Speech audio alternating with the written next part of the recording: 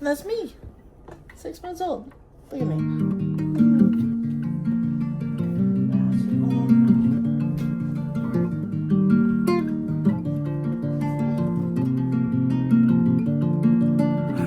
I took my love, took it down. I climbed the mountain and I turned around, and I saw my reflection in snow-covered hills. A landslide brought it down. The mirror in the sky was love. Can the child within my heart rise above? Can I sail through the changes, the ocean tides? Can I handle the seasons of my life?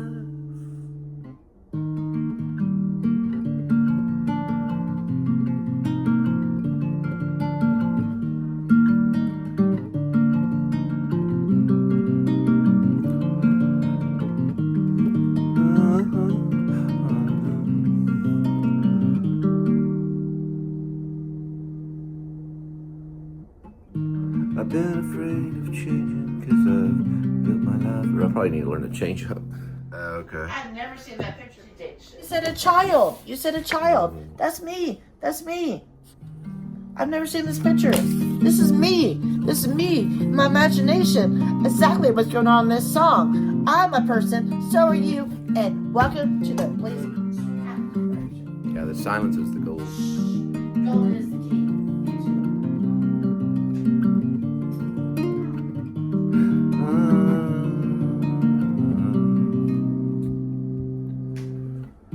I took my love, I took it down. I climbed a mountain, I turned around, and I saw my reflection in the snow-covered hills till the landslide brought me down. Mirror in the sky, what is love? Can the child within my heart rise above? Can I sail through the changes of the ocean tides? Can I handle the seasons of my life?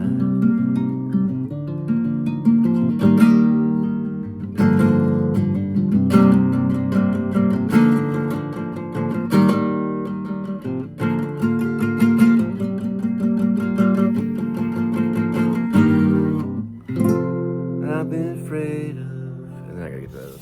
Get that money. Last time I talked to Arlene, she's like, I don't have time for you. Well, that's what I fucking told Michelle yesterday when she called me and I told her, look.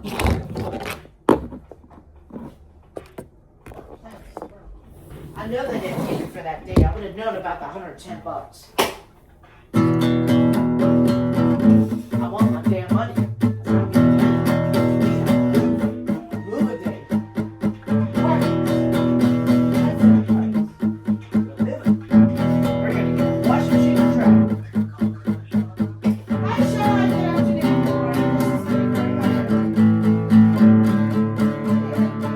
Michelle, I didn't ask you the day before. I believe I still do not get paid. Hey, put the guitar down, freaking moron. Sorry. I never got paid for November 10th, and I have the screenshots about it. The last time I tried to get hold of Arlene, she's like, Linda, I don't have time for you. No, I need this money because we're going to move the crap out of this apartment. I'd like to make a deal. I'm trying to be real. You took something from me. I'm waiting in line, I got to pee. I want my money back from the ATM. The 20 bucks back that you took from me. You stole from me, I'm ashamed. My money back. I'm on the phone with the bank. I know my rank. I think it's time to get my money back. Just a little kid, don't mean to be like Sid. I want my money back, want my money back from the ATM. I want my money back from the ATM. You sucked a 20 in, you made my head spin. I got on the phone, called the bank, I know my rank, I want my money back. My money back. I know you're covered by the FBN. I know you're covered with 100 grand in sin, but I want my money back and sucked it in. What do I have to do? What do I have to do? What do I have to do? What do I have to prove? I was swiping 12 bananas before. I was swiping 12 bananas before I was poor.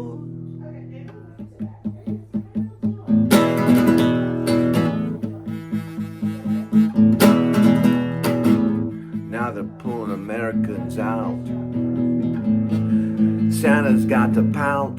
It's gonna be tough this year. They're taking grandmas off the porch, dear.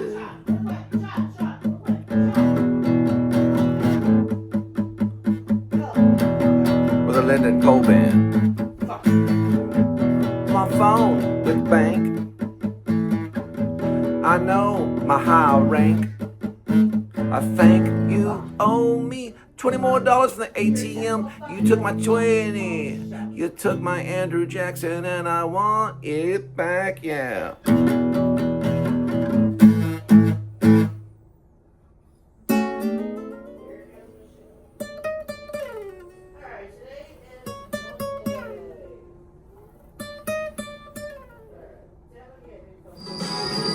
Remember one thing I have to say, just how it felt to be alone, the two of us in the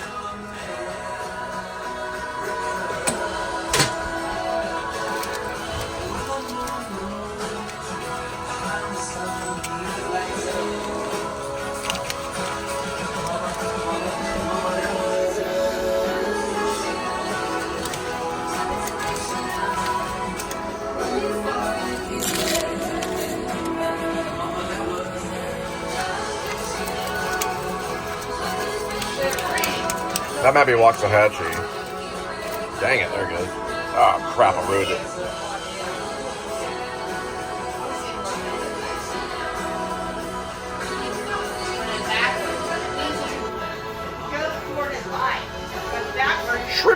So what he's doing is he's listening to the song as he's driving. Kevin Morby from the Panhandle of Texas. He likes Lou Reed. What is it? The picture from my birth, my baby. Oh, I got the baby picture. But on the back.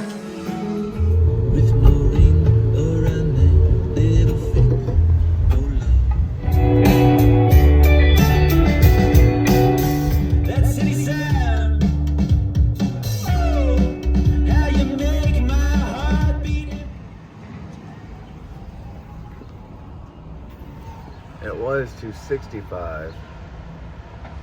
We're getting it now for that amount. Cool.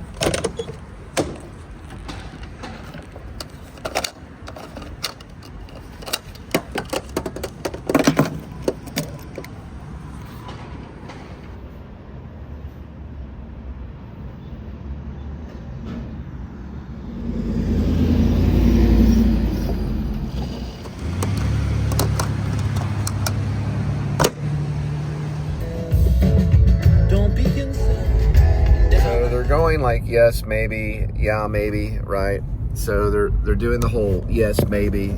Okay, I understand. You're super busy. This is like the most busy time. The dogs are all jumping. You know, you're like, what am I gonna do?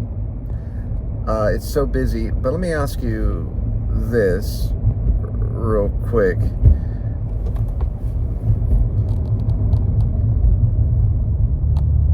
How was your move? You know, how far did you move from? Oh, really? Okay, so not that bad. You like the new neighborhood? Okay, cool. That's great. It's a lovely house. I love how the porch trimming is right here. So you really like this place. That dog is really cute. That's cool. It's awesome. Okay, so like in a perfect world, let's say you get all the ducks lined. When would you say you would want to do something like this? Let's say a couple of days, a week or two, maybe a month? Okay, a month. All right. ADT has done tremendous amount of research, and what they find is that most homeowners will get the system within a month, or unfortunately, after an incident occurs. And I know you've got that one-time closing cost. It's really, really busy, and you've got all this stuff going on, and so most homeowners will put that aside. They'll put that aside. Now, ADT's done this research and found out that thieves compile a list based on the internet, like Redfin. That's how I found you. And they pile this list up, and you're like a target for them. You're an easy target for them because they know that you're coming and going. You're not always there, and you're trying to get moved in, and they want to get your new stuff, right? The stuff that you've moved in. It could be jewelry. It could be anything. So what do is they actually go online to Amazon and they get themselves a bump key for like 25 bucks. It's a lock picking tool, and they just bump right into the lock. It opens. They're waving at the neighbors. They get your grand piano. They load up a truck full of all your stuff as if they're like moving or something, and they're sitting there waving, and they've got your stuff. Now, the reason the thieves are targeting you is because you're a new homeowner, and that's exactly the reason why ADT is right here in front of you, to earn your business. We want to earn your business, earn your trust, so that we can work with your family and make sure that we get you covered. Okay? So my job is very, very easy. It's not difficult at all. None of this is hard at all. It's very simple. First, I want to find out the equipment that we can use to properly protect your home. Also, we need to find an install date that works in your busy schedule. And third, we're going to get this stuff. We're going to try to get this stuff. We're going to find out if we can get this stuff to you for free. Now, does that sound good?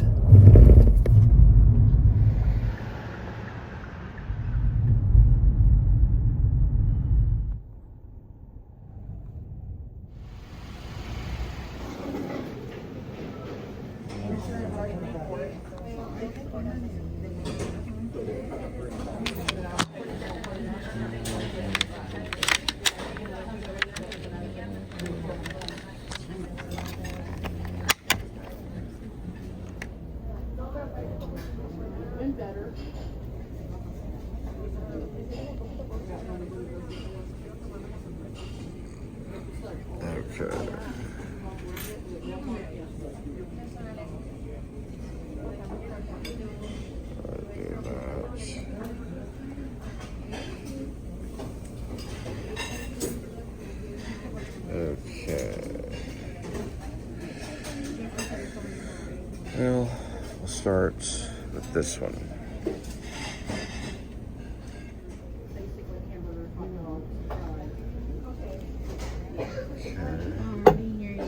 Thank you so much. Appreciate it.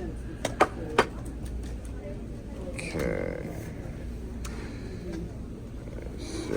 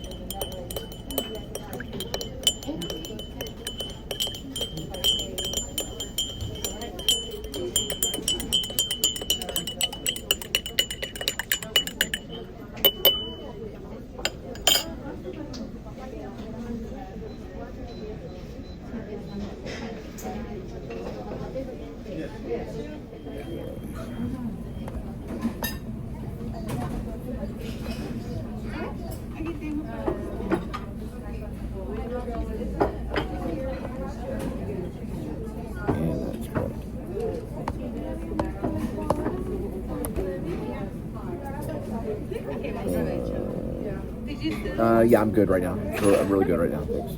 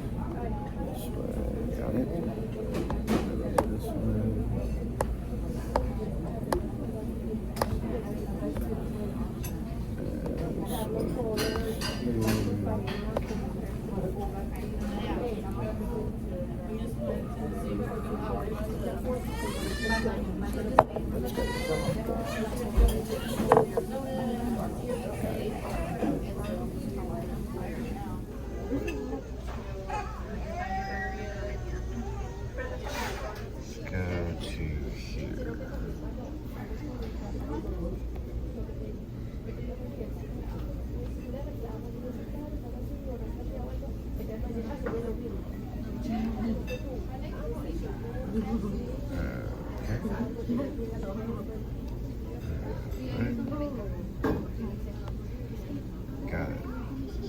There we go.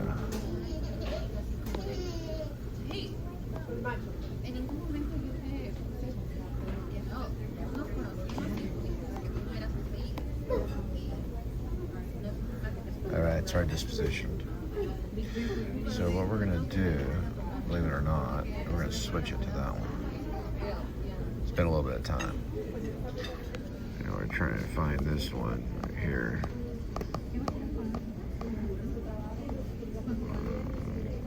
Go this way. Then we go like this.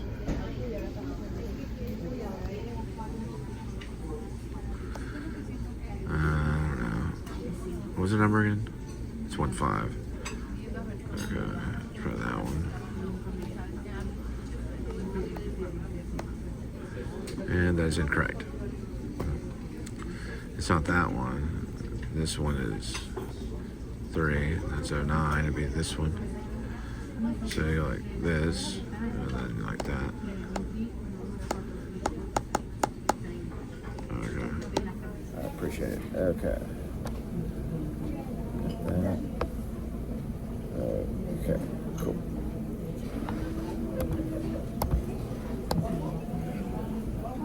That one. That's 0, 0.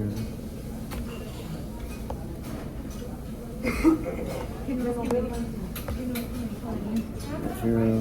Check activity. Good to go. This one. Very good. This one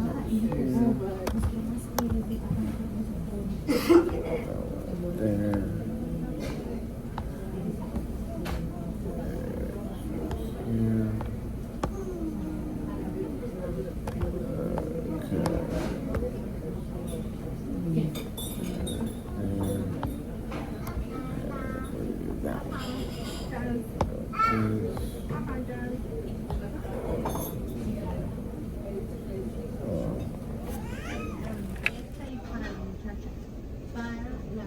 Okay, we're gonna try it anyway. Could be fire alarm needed. And that should be okay.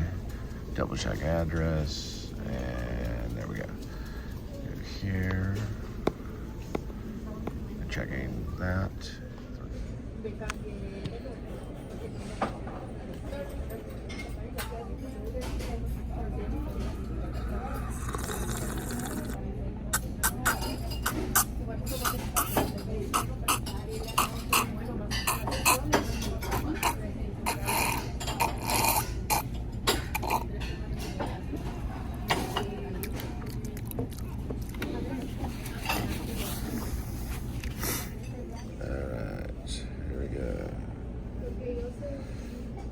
First house, 1.6 miles.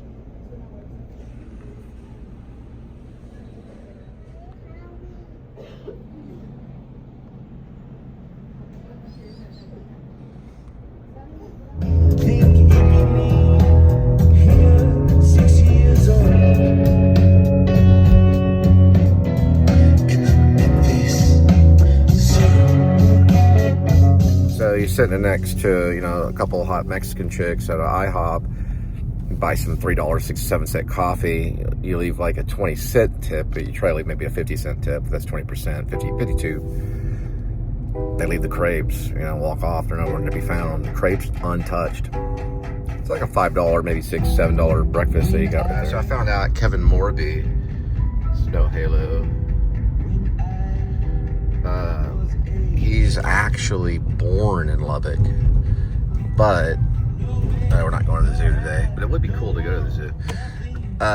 He was born in Lubbock, but he was raised in Kansas City. One thing said Missouri, another one said Kansas City. I mean, one said Kansas and one said Missouri. I'm still trying to figure it out, but probably Kansas City is safe to say.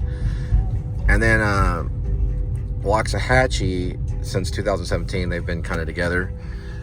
She's Alabama, Birmingham, you know, where it all went down with Martin Luther King. So they're not actually Texas, even though he was born in Lubbock. He got it all together in Kansas City, basically. So he's got kind of a central sound, I would say. And Waxahachie sounds kind of more southern. So the idea is to get in with a door pitch and start your presentation. You always want rapport on your side. On a yes, maybe, you basically lead to rapport. It's like, oh, I can understand exactly where you're coming from. It's a crazy mess trying to move in. Hey, where'd you move from? Go to rapport, then go to the reasons why you're here. It's called the lockdown. First reason is we want to make sure the equipment is going to properly protect your home. So we're going to find the right stuff to protect you. Second, we got to get that install date that's going to work for you during your crazy busy schedule, okay? That's the idea. And then third, we're going to try to get all this for free. Does that sound good? 5-minute pitch on standby. 5-minute pitch comes up. Hey, listen. Let me tell you, ADT totally understands your situation. And they also have done a tremendous amount of research realizing that most people within the 30 days, they do get a system. Or, unfortunately, when something may happen. So, I know it's busy. Dogs landing on your face. Wild llamas in the backyard. You're trying to get everything compiled exactly how you want it, right? Who knows if those llamas are going to stay. But they look nice, right? But here's the thing. Okay? You're too busy, and most people are like that. They put it off. They just don't. They don't want it. So what it means is this. You're like, whoa, I'm so busy. It's crazy. Moving into the new home. Oh, my gosh. What am I going to do? Dogs landing on my face. Hey, completely understand. I'm right there in the same boat. There's nothing. You guys are the most busy people on the planet. You're nonstop, probably drinking too much coffee. Who knows what's going on? You're getting jittery. You're like, what's going on? I can't do this. I can't handle it. Oh my gosh, what am I going to do? Okay. All along, you're basically getting to the point where you're going to say, now, ADT has done a tremendous amount of research. And what they have found out is that over time, they realize that most people will get the system within the first 30 days. They just get too busy. But the thieves go out there and they compile a list of who to hit, right? Because they can go on red thin, just like I did, to find your place. Next thing you know, they get a bump key on Amazon for $25. They just bump themselves right into the door. It doesn't even look like they've broken in. They're waving at the neighbors. Hey, how you doing? And they're like getting all your jewelry, all the stuff that you've moved in. And when we were like, oh no, what am I going to do? You know? So you've got to prove to the insurance companies, hey, listen, I'm not the one that robbed myself. So you're not only dealing with the trauma of a break-in, but you're also dealing with a financial disaster. And see, the same reason why the thieves target you is the same reason why ADT is standing right here on your porch to earn your business, right? We want to earn your business. We want to earn your trust in your business. And that's why we're here. So my job is really, really easy. I'm just basically making sure the equipment is proper, the ones that we're going to use. And I got to get that install date. I know it's busy, but we want to get that install date in your crazy, crazy schedule. And of course, we want to get all of this absolutely free so your husband will be happy. Sound good? Okay, one-legger house mom, or maybe.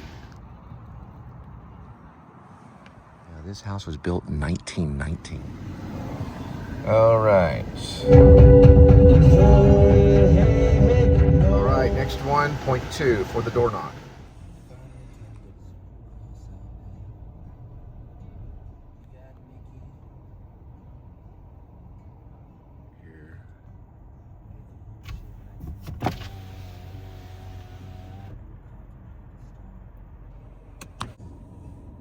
All right, next door knock, point 8.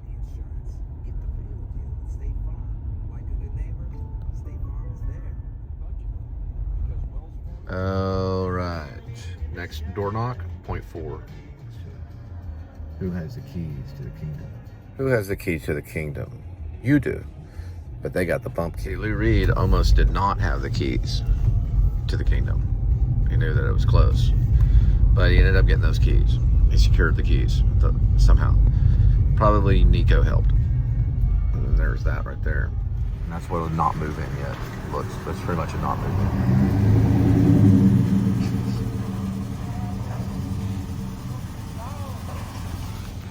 All right, next one is point 8 for the Nordock. It's actually a door knock. The Nordock. The door knock. Next door knock, 1.2.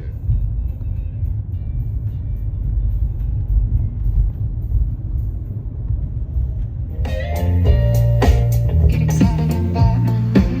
Maybe I went entirely way too far. Arms around my waist, get a taste for it. Her new album is Sleeper. She sounds kind of poppy. That's where we present plays, and it's where Tommy Toon's sister hangs out. A5A Arts 5th Avenue. I presented Paloozed there, play. She liked it. She is the sister of Tommy Toon on Broadway. She said, we gotta get this play done. And she handed it back to me. It's kind of a Generation X play about these two escaped mental patients running from basically the law along a river that's polluted river. At the end, there's an angel that shows up that represents a nuclear bomb. It's a pretty long, lengthy play, but it's got some like cool moments where they're on CBs talking like over. Can you hear me? Over. They get CBs. He also looks at naughty magazines and types from a Solar typewriter. Can't remember the character's name, but I wrote it a long time ago. It's called Paloozed. I presented it there with Gracie Toon, the sister of Tommy Toon. She liked it. She was like, we got to get this play produced. Here you go. And then she handed it back to me. I was like, okay. But it was just something I wanted to do. And so she also taught tango classes.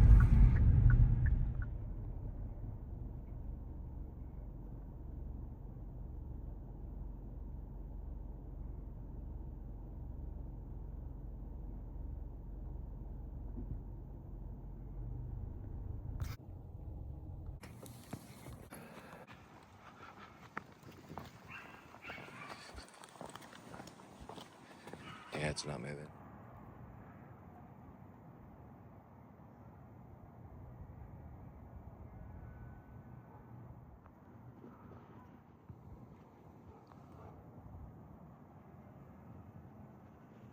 People like sticking their head in your window like, is my house on Google Maps? did you know your house is on Google Maps? You can like get a lawyer and get in touch with Google and say, hey, why is my house on Google Maps? 3.7 is the next one. We'll be there in about 12 minutes. Beware of people approaching your window. It's not very safe to stand in the middle of the road, sticking your head in someone's window. I mean, regardless of what they're doing with Google. All right, next stop, 1.5. All right, next one, 1.8. We'll arrive at 2:54 for the doorbell. So what does he really want, right? You gotta think of it this way. There's doorbell cameras that are taking photos of his house every day throughout the day. You say, oh, well, that's the neighbor's footage. Not if it's monitored, it's not. Another thing, some of those news clippings of people doing crazy stuff, they get on YouTube, TikTok, they get on, I can just go a long list. YouTube, TikTok,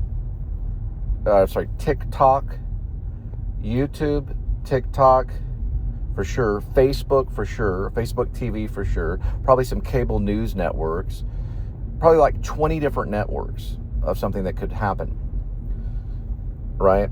So that's not going to stop. So you're like, oh, I'm taking a photo of Fluffy because I'm looking for my cat, you know, and they want a specific reason, but it's not that they want something.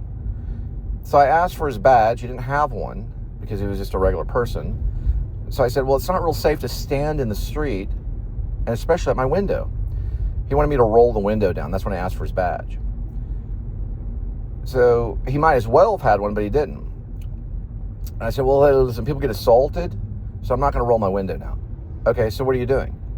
I saw you taking a photo, which I could also have been sticking a map, or I could be trying to match a picture up on Google, or it could be an insurance company that got the wrong picture of the wrong house. So it's the wrong house. And then finally I said, okay, look, get a lawyer. Get in touch with Google, see if they can blot out your house so it's not on Google 24 hours a day, which they can do. They have done some of this kind of stuff. I said, you might get some money out of it. You're still by my window, though. So we get to a point where we know that it's done for business purposes or something. He wants to know specific, but he's still by the window. You see what I'm saying? The actions speak louder than the words. So he got the information. It's done for some business purposes, but he wants to know. And there's a cat over there, too, that's running around, too, that, you know, I'm like, okay, there's a loose cat. So even though he got the answer, and several different answers for different options, he still wants to keep his head at my window. So, like, that's how I got assaulted at Burger King, was because there was too much space between me and another person that I did not know. If I knew that Burger King employee was going to hit me in the chin, I would have never got up close to him. You know what I mean? I never would have in a million years. That is the exact thing where you're like, well, hey, man, let me ask you a question. Why are you still standing right by my window? You know, and I keep telling them, no, I'm not going to roll my window down. I understand that you want me to, but it's not, you know, we're not in like a perfect world where we're like, oh, we're at Disneyland, I'm going to roll my window down, we can shake hands. So I said, look, I think probably it's best if you get a lawyer. Get in touch with Google and ask them, why is my house on Google? Or why is my house on Apple? Or why is my house on Waze? And why is my house currently at this moment being videotaped from the universe, or from a satellite shot from the stratosphere on the satellite? Why is it currently, being surveillance from above in the satellite? And then please get out of the street, because get out of the street because it's unsafe. Oh yeah, this is where my drama teacher right here. He started like a theater. It was a while back. He started a theater in this like Catholic school. You can't really see it, but you can if I go like this. This is like a Catholic girls' school. Oh yeah, you can't there either. Well, you can see it right here. It was a Catholic girls' school, and we started a theater. It was called Sage and Silo Theater. And one of the plays that we did was called Lone Star by James McClurry's Oklahoma playwright. Another one we did was Christopher Durang play called The Marriage of Bet and Boo. It's 2 plays. It was done like right in here, and it had a little red carpet and everything. Well, it had a red curtain too. It was very Lynchian. That's what this looks like right there. So basically, in the long run, I don't mean to be rude, but I'm trying to make $500 a day rather than $60 with Uber Eats, you know. And hey, listen, they have to take the photo when they drop your greasy McDonald's off at your door in a minute. I hope you're okay with that. Yeah, when they drop off your greasy burger that's gonna clog all your arteries, they're gonna take a photo of your door. You're okay with that? Because they have to do it to prove shit.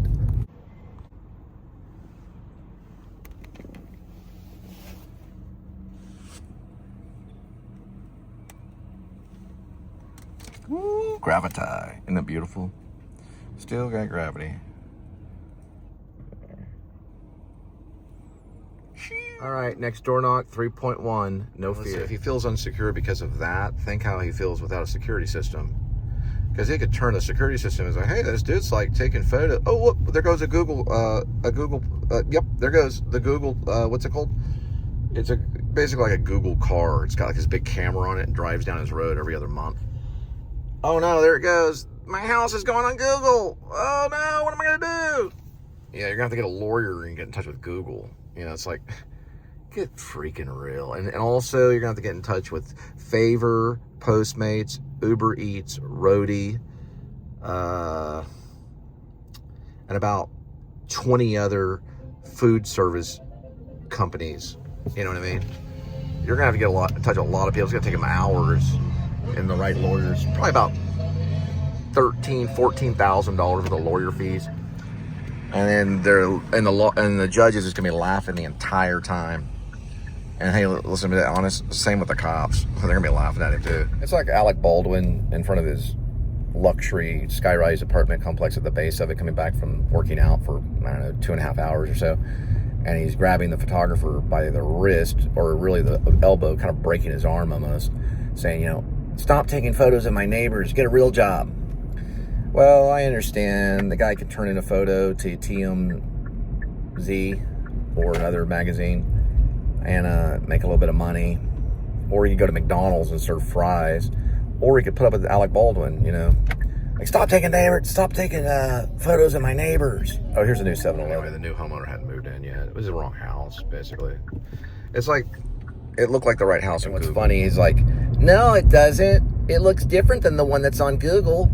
Okay, well, the one on Google's still there. Can I take a photo of that one? It's the same thing. No, it's not, because it goes on your phone. Your stinky phone. You got a stinky phone with a crack in it. Me. Where are you, my house or your stinky phone? The guy's not in trouble yet. He has the options of either selling his house for $230,000, maybe $240,000, which is a pretty good deal if he flips it right. Or what he could do is he could turn it into an Airbnb and get another house.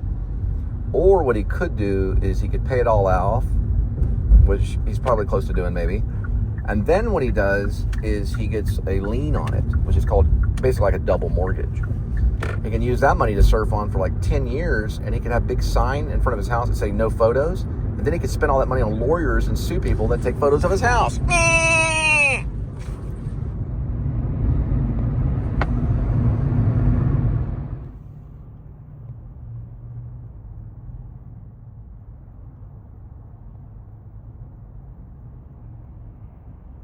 And whoever that guy was that approached my car, I don't think he was a homeowner. I think he was what's called a renter. And he had nothing to do today but look out his window and go, what is that guy? What is he doing? Could he be an insurance agent? Delivery? Could he be a realtor? Could he be in home security? He's got to be in some kind of business. Let's go knock on his window and act like a cop. All right, where's the badge? I don't have one. Step back or get a lawyer. All right, let's see. Probably somewhere over there. Next door knock, 0.9. They do not think of entertainment. They think of crime, crime, and crime. They don't think of entertainment. Some probably might think of entertainment. They're like, hey, listen, I'm not part of your joke. I'm like, that's fine. This is a freedom bus. It's civil rights stuff. So it's like a little museum inside of a bus. Just like that.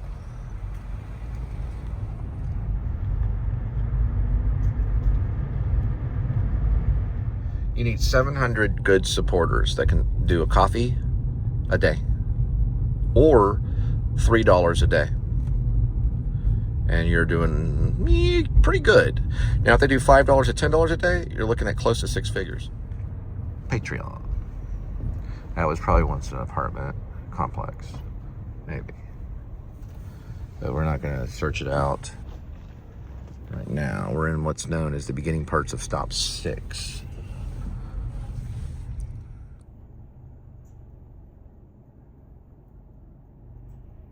We can integrate a Ring camera. Major difference is this. You show the footage to the cop on the Ring camera from your phone or wherever. They're like, I'm sorry that happened to you. We wish we could deter it. Have you ever heard of a company called ADT? They can integrate that camera and we can get there and deter them quicker.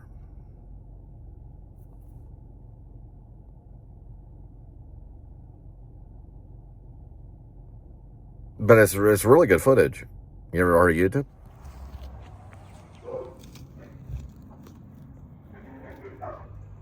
All right, next one, point 2.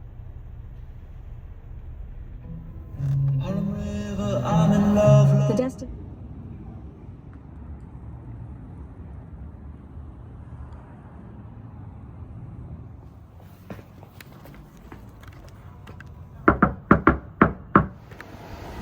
Boomed. Okay, it's a little different than boom. Point 4.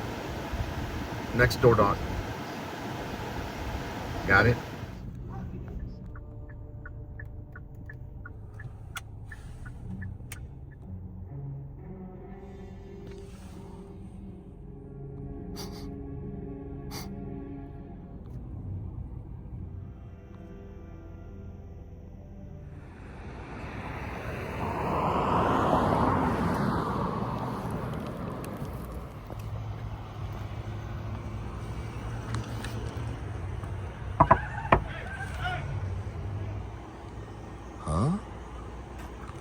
All right, next door lock, point 8. I'm sorry, door knock.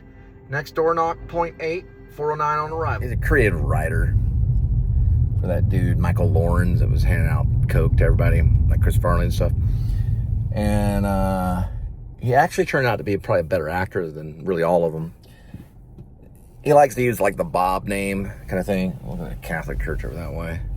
Plays like a district attorney. Better Call Saul connection. Probably has met my friend Charlie Baker. He did something called Nobody that we might need to check out a little bit. It's like an action. He's like a nobody. He's got a family to protect. There's people breaking in. Doesn't have the proper security alarm. So then he has to go do the thing all himself.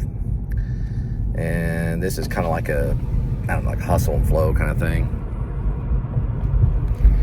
But not with Bob Odenkirk. That was Terrence Stamp. Now, Bob Odenkirk, or Terrence something. Not Terrence Stamp. That was Superman. It's a guy named Terrence Howard. Bob Odenkirk was Saturday Night Live writer that turned out to be like Laurence Olivier. But he was more like kind of Brando, kind of like a offbeat Jack Lemmon thing. That maybe he goes to like a bar and does like a con, you know, with like tequila. With a really hot chick that has the name Rhea in it. And yeah, Better Call Saul is definitely on the top of my all-time cable series show. Beats Breaking Bad just a little bit. Although Breaking Bad is a binger, Better Call Saul is like, you got to get into it. Because there's times when you Better Call Saul. And you know that song Clover? Dun, dun, dun, dun, dun, dun, dun. Clover is when you go to your original location and you turn and look at an old ADT sign. The original one is probably like over here, over there, or over there. It's shaped like a 4-leaf clover. So they say it's kind of lucky. We might be doing a little off knock on Clover style. Maybe a distant cousin of the Pee Wee Herman house with just all blue. But they look like they're doing that kind of thing. So I might want to check. Because they're going to be like, whoops. But I don't see anything in the back. It could be. It looks like I might be up in the air on that one, but you can kind of see the moon right there. I don't know. It's kind of like a blue Pee Wee Herman style.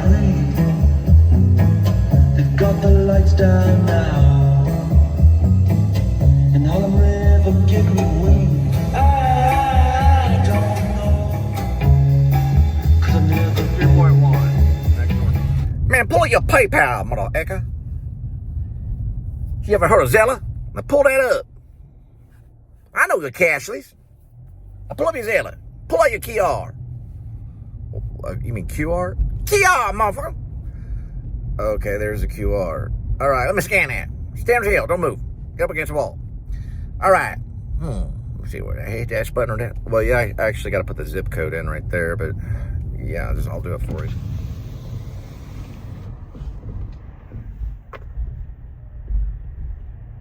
I need a profile shot so I can get a facial recognition.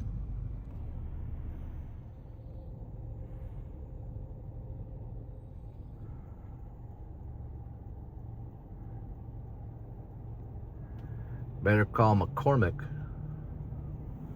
All fours. All right, I gave you the zip code on it. All right, now we got the QR put up. You see what says Zilla? Now, how much you want to give me? Well, how much do you want? I don't know. Press some buttons. Let's see what happens. All right. Does that amount be okay for you? Yeah. Now press that shit through. Hang on. I got to get confirmation. Sit up against that wall. All right. Yep. Okay. Got the confirmation. Okay. Got her information. Yeah. Pay back later. Look at this thing right here. Yeah. Is this Zella customer service? Yeah. I kind of ran into an incident. It's like a forced QR scam. Okay, yeah. So what you want to do is go to our automation. Look at that where it says cracked on the head or pistol whip. Just skip that one so you weren't like cracked.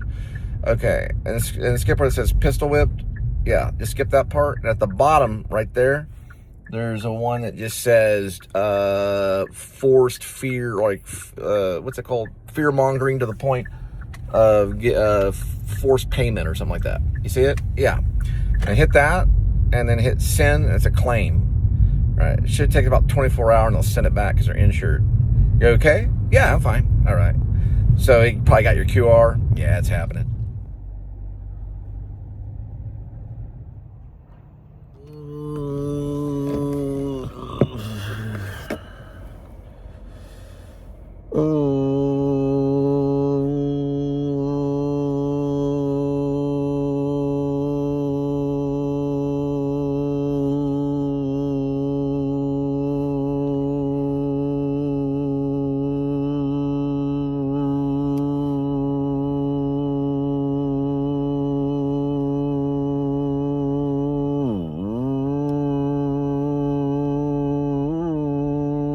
Okay.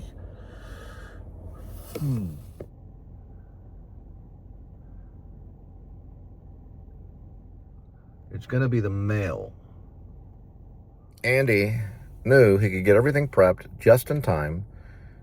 He'd get everything he needed from the black dude, which was Morgan Freeman, in the Frank Darabont Shawshank Redemption, the most popular movie on Google. And all he had to do was get the address to the local news. Everything else was prepped, made sure they didn't see his shoes, chiseled his way out, and as he was leaving, he had a fortune waiting for him.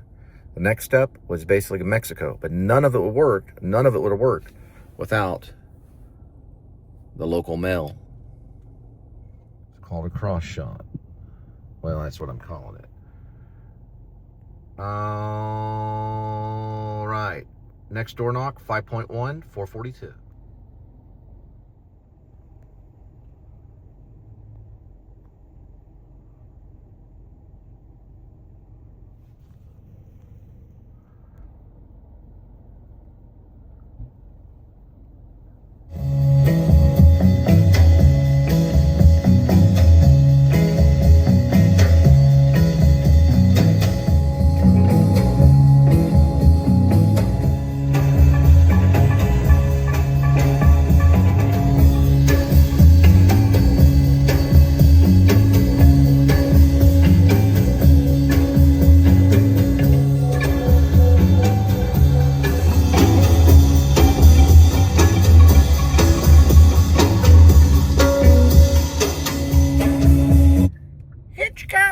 Be proud.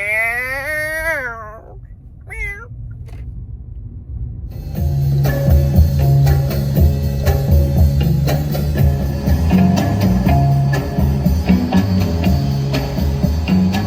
So Daniel is so hacking intelligent that he basically presents All right, class. Tell me about your weekend. the offer Leo? letter from the department Shows up. The interview could have been with nobody. It could be that strange. And then we show the interview. We could do that. We could show the interview. I'm trying to get Ray Fiennes. And the interviews with no one, but he goes to the office. It was like, I would like to accept the position. I was with NYPD for a while. We were playing a game. You know, he's like real suave because he got caught kissing a guy in his uniform on a subway. That's why the NYPD let him go. And he's going through this long interview, and then it goes to a 180, and there's no one in the room but him. He's wearing his uniform. He basically hacked his way in. And then he shows up to work, and, well, how's your day today? It's fine. It's a real scary. That kind of stuff is scary because it probably never happened, but in this world that was created in Rib, it does. And no one finds out about it, but this little dwarf guy who has a theory for possible parallel universe travel. You call it time travel if you want. Also, the scene that I'm working on, which is chapter 92, they do work on drones, or they actually pilot the drones, which are actually, they look like hummingbirds, but there's actually a flight drone one. What is it called? It's like a UAV, but it has wings. It's like one of them is an airplane. The rest of them are espionage hummingbirds. They actually have hummingbird drones. They look like hummingbirds. The other one is an espionage drone that holds what's called a nuclear bomb. And the dwarf has a box that has the NE theory basically amplified Oppenheimer style inside the box, only the reverse of Oppenheimer. It actually envelopes a nuclear bomb blast. Lady Shroom, Jed Wilson, Poopy and Droopy are operating different things. Lady Shroom is making sure Circus Bear is okay and the honey packets are being dropped on him. That's because they're working on precision on dropping for the mini hummingbird drone thing. So they can drop that and spy on the bear as the bear's walking across the frozen lake. The dwarf shows up in a snowmobile and makes sure Lady Shroom has her goggles, which are like block out Oppenheimer-style goggles. The goggles will block out the light. Jed Wilson gives them the Poopy and Droopy, and they all have goggles for a minute. They're blocking out the light. Then a drone goes flying over their head. You see the shadow, and then the drone flying. This is a drone that's not a hummingbird drone, but like a piloted small aircraft drone with a fat boy on it, a nuclear bomb, basically. It's dropped right there above where Lady Shroom is, not too far from her. She's like behind this little bunker that they set up, and then the box is already set by Doc Shelby on the snowmobile. As the nuclear bomb goes off, it's sucked into this parallel universe that Doc Shelby has created for defense. And then they celebrate. But Doc Shelby was 100% sure that it would work. It's kind of the 88 miles per hour Doc Brown moment. And basically what's called, this is a scenic route. It's called Back to the Future Doc Brown moment, kind of like with the DeLorean and the Iranians or whatever they are. Or I don't know if they're Iranians, but whatever they are, the guys with the, what's that called? It's, they probably use it too. Plutonium. Yeah, the guys with the plutonium at the mall, Twin Peaks Mall. It's like kind of like that moment. Only they're doing it with this snowmobile and this black box that basically opens up and can envelope a nuclear bomb blast. Wouldn't that be a visual?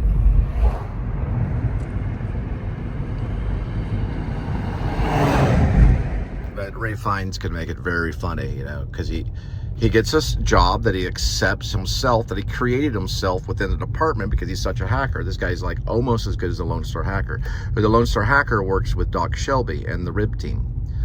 He's the one that catches basically what's going on because of anyone that has that level of hacking skill other than Daniel Lucius Copex would be the Lone Star Hacker who they don't know the name.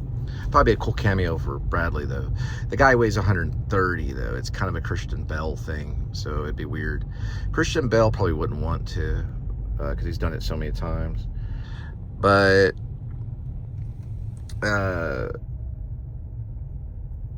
oh, this is the weird one. Okay. He's kind of, the guy's like a hacker. He knows all about gaming, but he also could probably break into the Pentagon if he wanted to.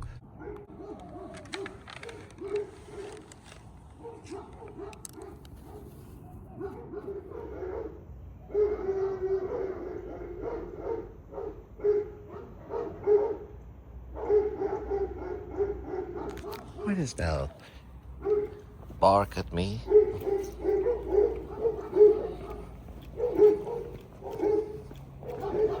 Okay. It's like a freaking humane society over here.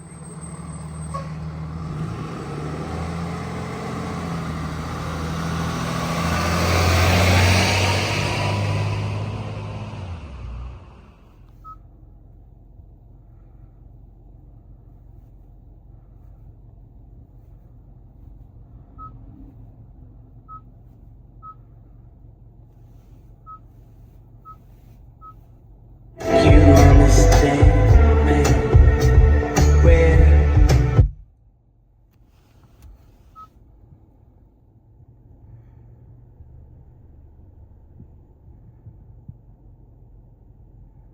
Next door, 2.3, 457 for the door knock.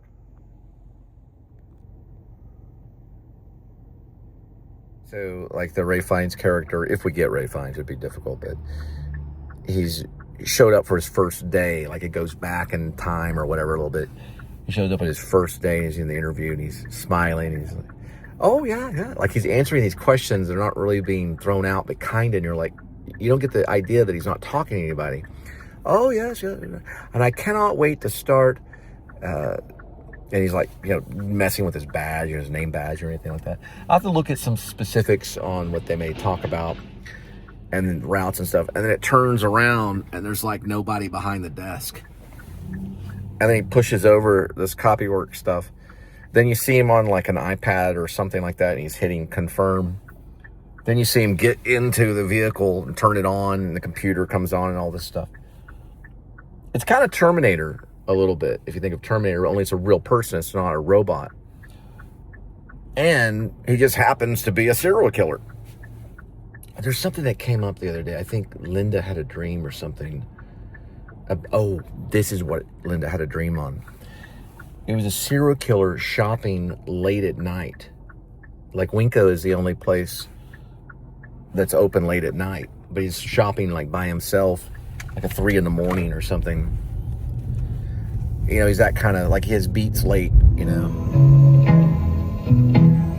Harlem River, talk to me. Put your hands around my Harlem River, I can't breathe. They've got the lights down now, and Harlem River give me wings. Put my head up in the clouds.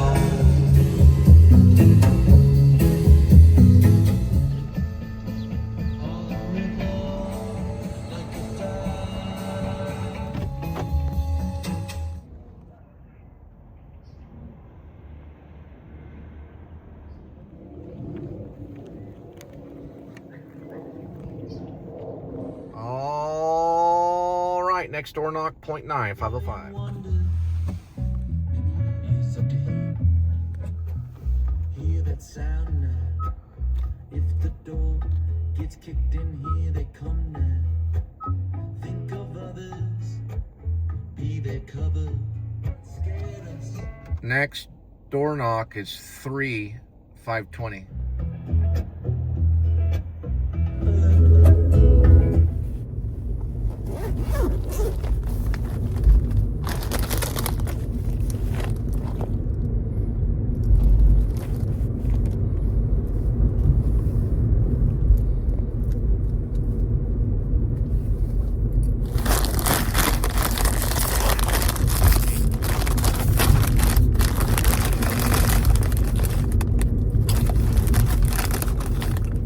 Cole, legalistic shot.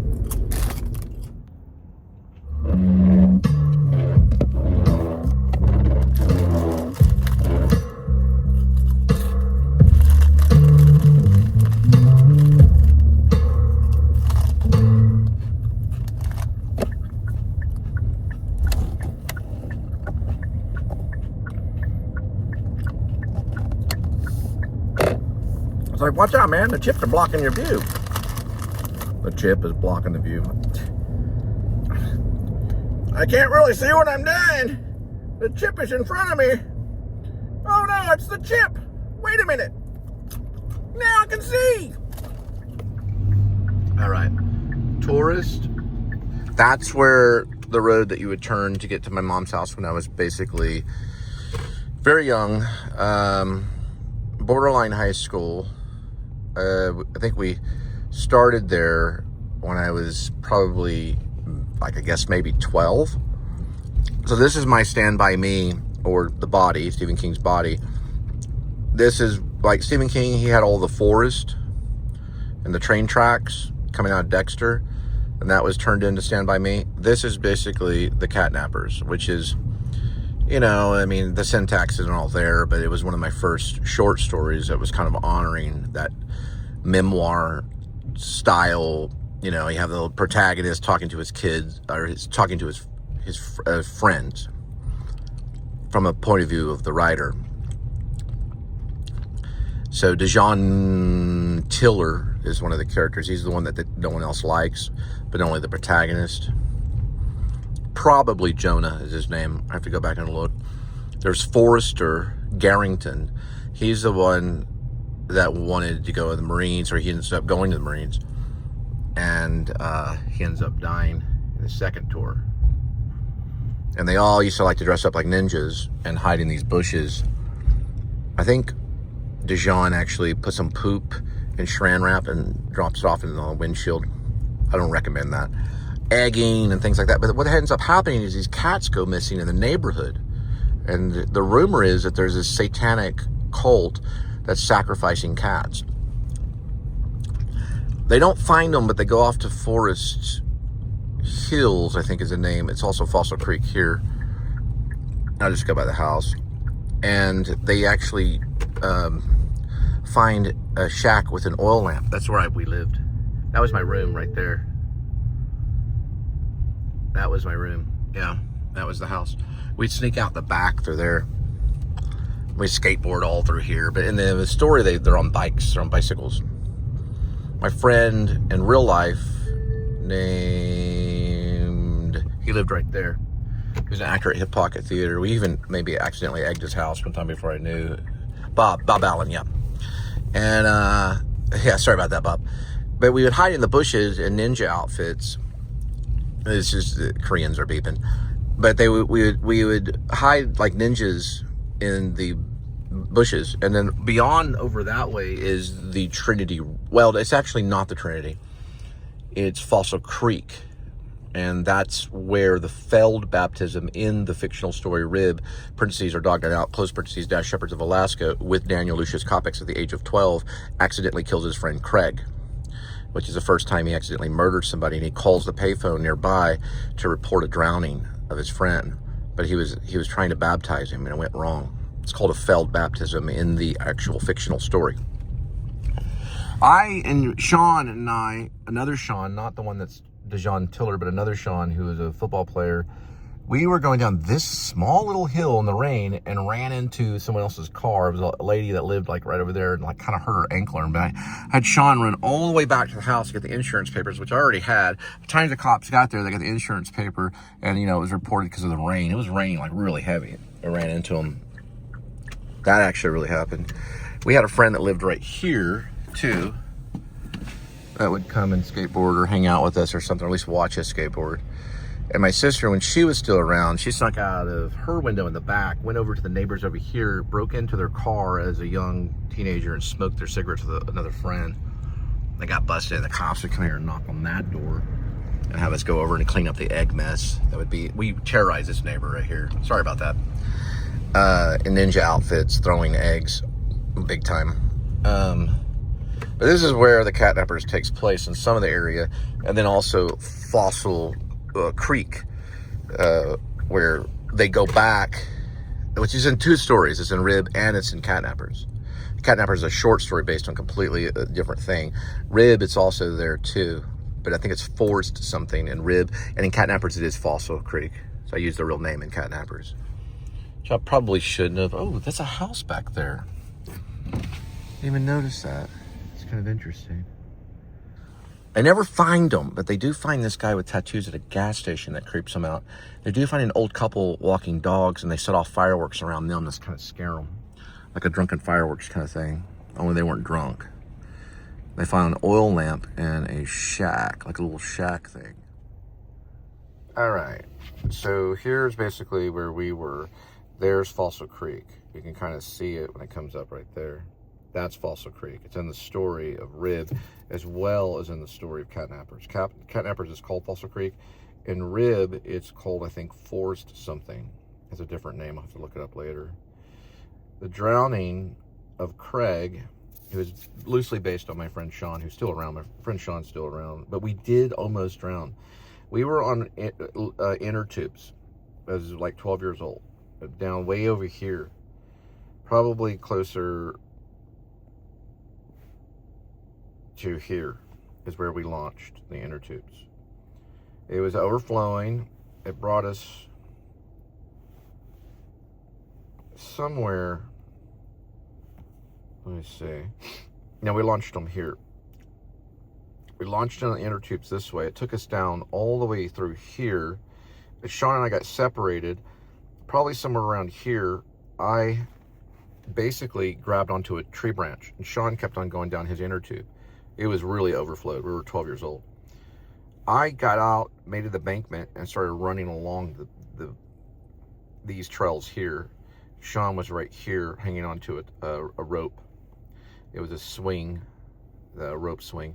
He was able to lure himself back to the bank and get out that way. If not, he would have kept going here and kept going down this way until he got to the park, which would have been branches, a lot of branches. It would have probably killed him, but it didn't because he has that rope. It kept going, kept going. There's going to be a bridge somewhere right here that's going to go on the front part. I'm trying to see. Somewhere around here, there's a baseball field.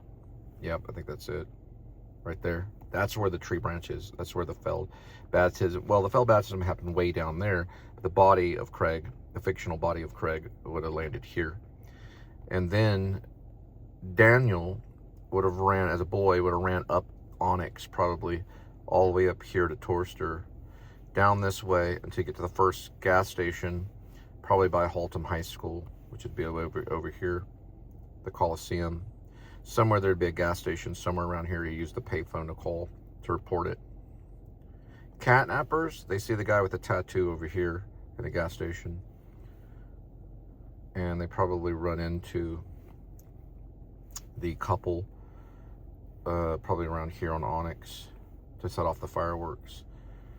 There's a big thing right here where they play a thing called it's like a Dungeons and Dragons live action. It's called Borderlands. You would have played it right there. Into this area probably.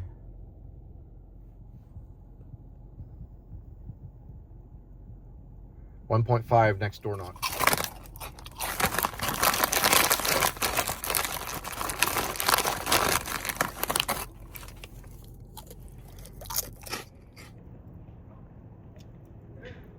I remember back in the late 80s when Full Metal Jacket came out, things like that, there were a lot of ninja movies like American Ninja, plus Bruce Lee films like Enter the Dragon. All those things were carefully studied from a VCR in that house there. And Full Metal Jacket and Platoon. I even was so into war films, I would take the reading chair and move it right next to the TV where it had these blinders basically in the television. So it was just me and the TV. And I'd watch Platoon, Full Metal Jacket, all this kind of stuff over and over again.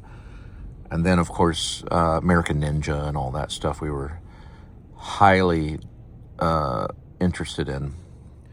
Ninjutsu and things like that. And Chinese stars. We'd be loaded with Chinese stars and sais and tunfus. A cop one time stopped Sean and said, "You can't carry tunfus." So he didn't confiscate it, though, but he said not to carry those anymore, even though a dog might try to get him or something. One of the things that was planned on our graph paper maps was backyards. So this house here has a side thing we would go through. We would follow a trail to basically a trail that would lead to the parts of Fossil Creek. There's this one right here. And we'd go down this here and go into the woods that way. We lived right there. We enter through we'd exit through the back window and past the bloodhounds. Then we would go into the woods that way, hit the houses from behind. with chili bombs, egg, smoke grenades sometimes. But they're really like smoke bombs. Rum Dum Diddy bombs and egg. The eggs were hard to carry though. The Rum Dum Diddy packets were easier. They throw these Rum Dum Ditties. It's like corn and beef. This is my mom's corn and beef Rum Dum Diddy. She learned it in the the brownies? Yeah, I think they were called the brownies. They're like the Blue Jays.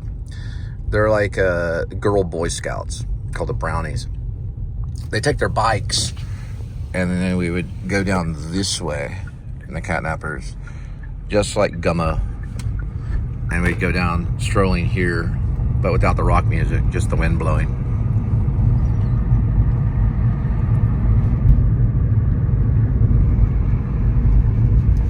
And this is basically the park, Falls Creek.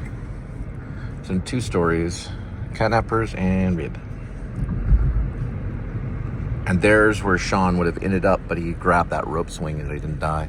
It would have been right there. It was a pile of sticks, just like Pet Cemetery, right down there. Only the water was flowing right into the sticks. Definitely would have killed him. One time a truck pulled up this way, stopped, put his bright lights on me, my stepdad, and Bird Nest Head, and Mike took off in the woods. I stood still, paralyzed, almost scared, like I couldn't move.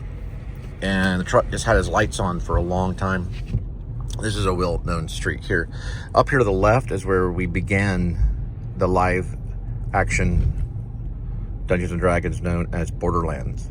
We patted the swords, patted the arrows, wore armor, and dressed like elves or fighters or spellcasters. You could say a certain cast spell, or you could cast a spell as long as you had it memorized, and you threw the beanbag and it hit the person. They had to be frozen for like 2 minutes, and you could take their gold. We had like a little fake gold. Well, they were like, they might have been gold plated, but they were coins, basically. Like, they were probably like pesos. But they would be hidden throughout the path, and you'd find them, and the one that had the most could buy more armor from. We had a blacksmith too that made the armor, but they made them from like Home Depot using like PVC and padding.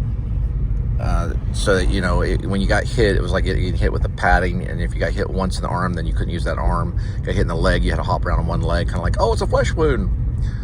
And then if you were a spellcaster, you had a ref to make sure you had the verbatim spellcast. Like, I think in the story I have some of the spells, but the one was like frozen like ice. You know, it was like a spell, like frozen just like ice. Move around, or frozen just like a mice. You cannot move like a, no, frozen like the ice. You cannot move, you dead mice, or something. It was like something like that. It had like a long monologue. It was longer than that and more complex, almost like Shakespeare. It was like that, and then it was memorized. Then you could throw the beanbag and hit them, and then they'd be frozen. But they had to say the spell correctly, and it had to hit them right after the spell was said. And the fighter could take out a spellcaster or a wizard, basically. It was a complex game. It was sold at Waxahachie at the Scarborough Fair, but they didn't like it. They didn't buy the game, so it just remained our own personal game. We played. It was a lot of sweat infested. It was a lot of calories burning. You were completely drained by the end of the day. There's places where you could lay down from the heat. It would get so hot. The idea was to find the coins and to plot them. Like, there was a module on a map, and you were to go like sometimes areas, you know, and then you would find other people hiding, and some would be a part of your clan or not. A total of maybe 10, maybe at the most. Jeremy was one of them. He hung out with Kurt. I don't think Kurt ever made it to it, but Jeremy, I would run around him later. He's a big Jane's Addiction fan. Later on, I'd run with him. I think I ran into him one time selling Direct Energy.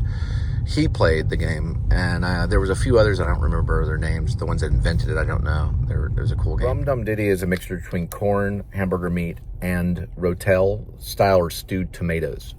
So we're basically throwing tomatoes at people that had corn in it and beef, because we got tired of eating it. So it was like, we'll just throw it on your house. It is weird. They would put that on the market. It's just a process move right there in the middle of moving. All right, on our way. 1.2, next door knock.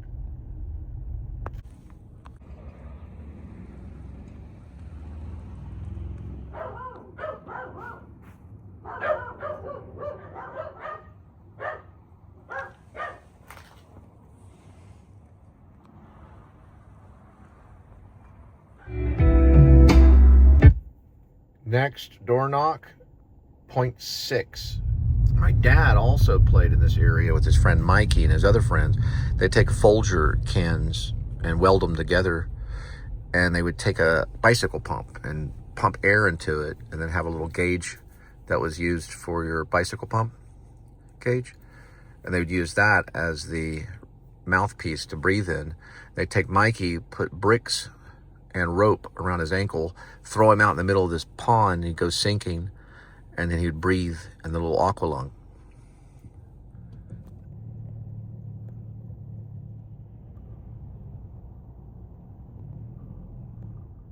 All right, next door knock, 0.7.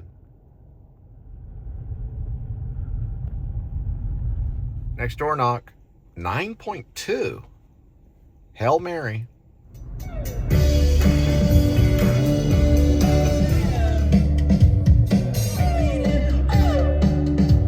It's coming around.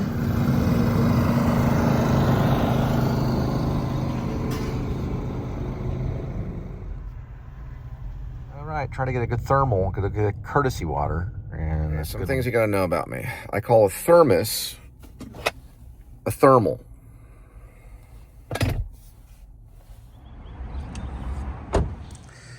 All right, so before we rate, I asked for a courtesy water. It's like, oh, are you placing an order?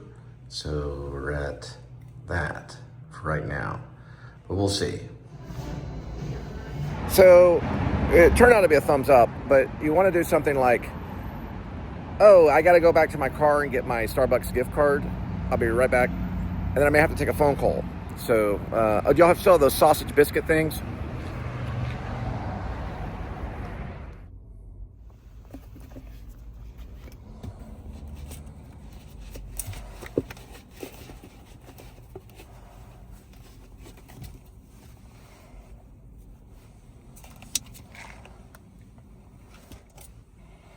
Good to go.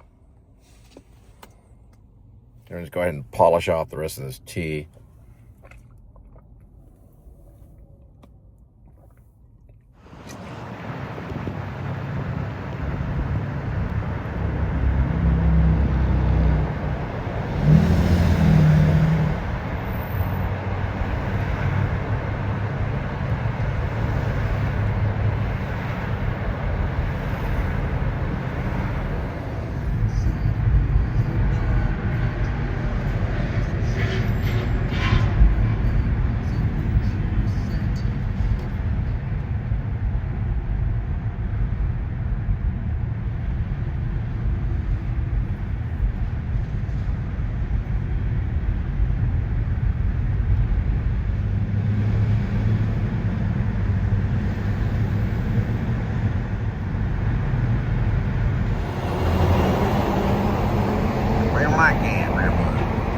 This Wednesday,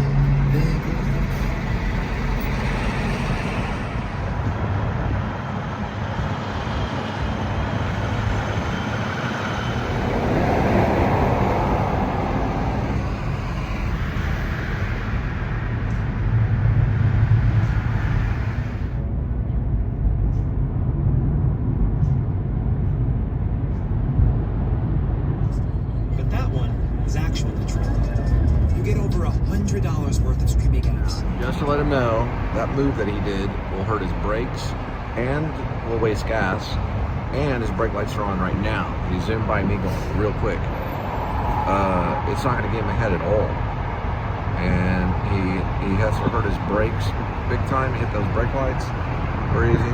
He's somewhere with the brake lights on. Went by like going 70 and then hit the brakes immediately. That just hurts the brakes and wastes the gas. Hitchcock up and jumping. They be rolling around in the grave. Hitchcock would roll. Hitchcock would roll in his grave. Proudly rolling. Yeah. Hitchcock would proudly roll in his grave. That would make Hitchcock proudly roll in his grave. Oliver Stone would be perplexed. in the valley.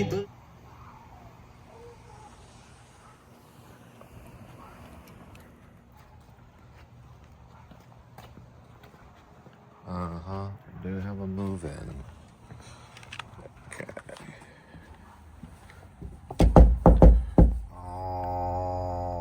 All right, 3.5 next door.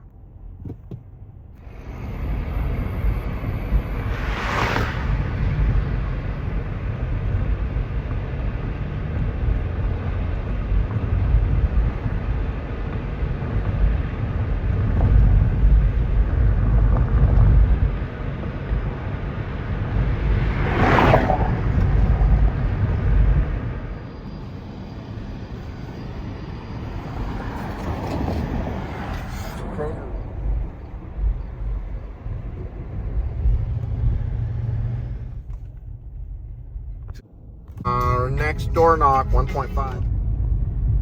Pilgrim's Progress. From this world to that, which is to come. So, the dwarf has a code, and that code are these words. From this to that. He's dealing with the NE theory. But to get into the computer to control the box, he says, from this to that. Which is to come is an emergency thing that would get to Jed. So his emergency code is which is to come. Those parts are important. From this to that opens the box. Then if he has to get Jed, he says which is to come.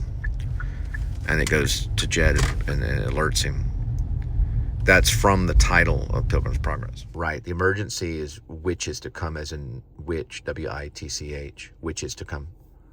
It sounds like W-H-I-C-H, but it's which, as in W-I-T-C-H, which is to come. But he says from this to that is the code to open the NE on the box. The computer reads that as the code. So that's Guy Littleman's code, also known as Doc Shelby, the dwarf.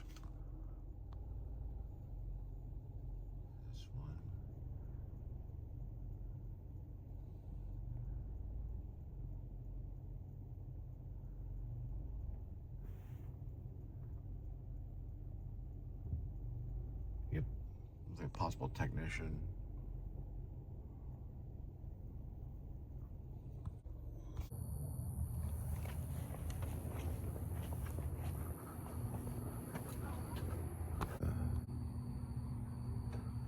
Next door knock, 2.5. This is like at the edge of Saginaw. It's like no phone numbers. I mean, they got everything, but it's like they're in person, Well, it's weird because I hit 1 and 2. That one is set an appointment without a phone number, and one of my guys says you don't really do that. But I can put down a special note that they just didn't want to get on a phone number, which is real weird. But then there was a sales lead created, so those are kind of go backs really. But I can make an exception because I'm in the area. It's a difference between a go back and an appointment. When they ask, they're like, "Can you come back another time?" They're asking you almost to sign up. But he allowed me to do the whole presentation. It's like that. You got to be careful and go back to Glengarry, Glen Ross, David Mamet, and say they just like talking to salesmen. You go to lunch? Go to lunch? Would you go to lunch? It's Kevin Spacey, wasn't it? Because I don't like you. That's why. The ones I really like are gone. We might look at some of the Japanese style. We might look at some of the dates on these.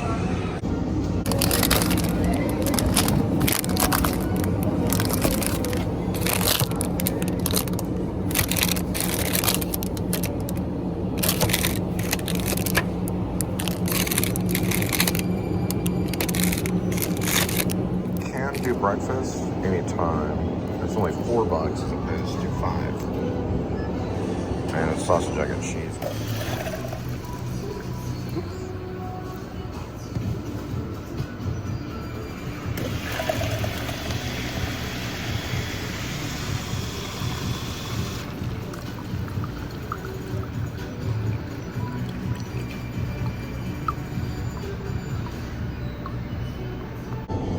I was thinking maybe sausage and the breakfast taco, but I think I'm just going to go with the jalapeno and the sausage egg. And then we'll get the taco. I didn't know they had the cheesy 3-meat breakfast burrito, but we're just gonna go with these two.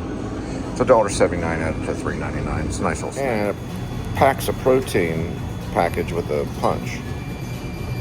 Has a protein package with a punch. We'll work on when, how much? It was like a 2-minute thing or like a number 2, but he didn't say anything back, so we'll try 2 on that one. Built separately. Yeah, I found it on there. Oh, that's not good right there. It's marked for a 20. This one's marked for a 2. It says B on it right here. You look right here. It's marked for B. So the other one was marked for 1. Whoops. So it was marked for 1. Pretty impressive. They got the napkins. It's pretty impressive. Might have to go this one a little more.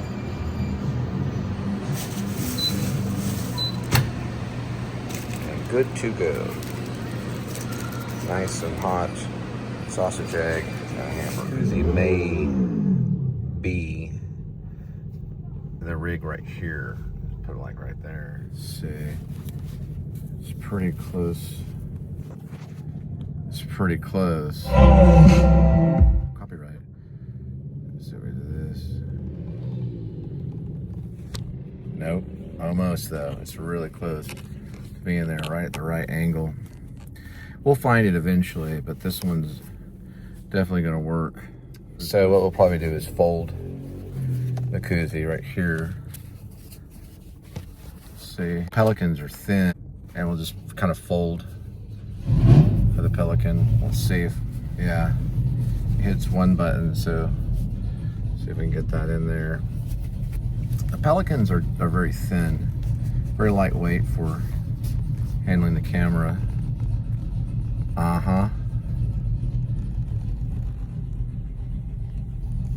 There we go. That's pretty good. The koozie might be, I mean, I wouldn't go too far with it. Let's say that that's pretty legit. And you can still see the control panels back there. I don't know how they would argue that one because the eye level's right here. So, anyway. Oh, crap. I just remembered something. I've got that.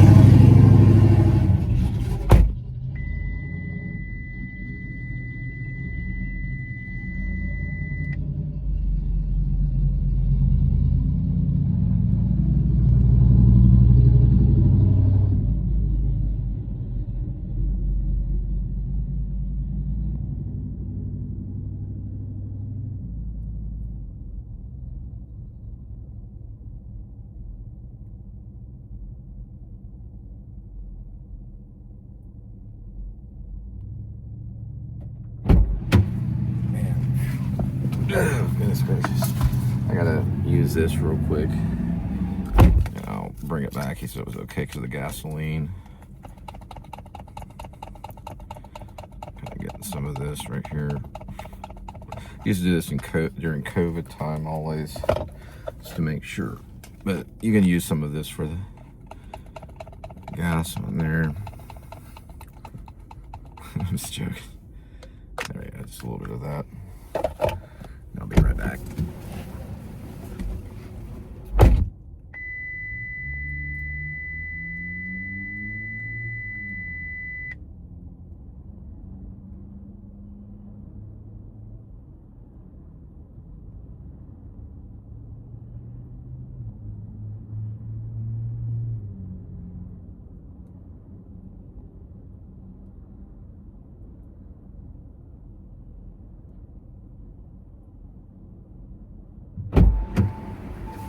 Okay, so we want to get this around new homeowners. We're at 7:45.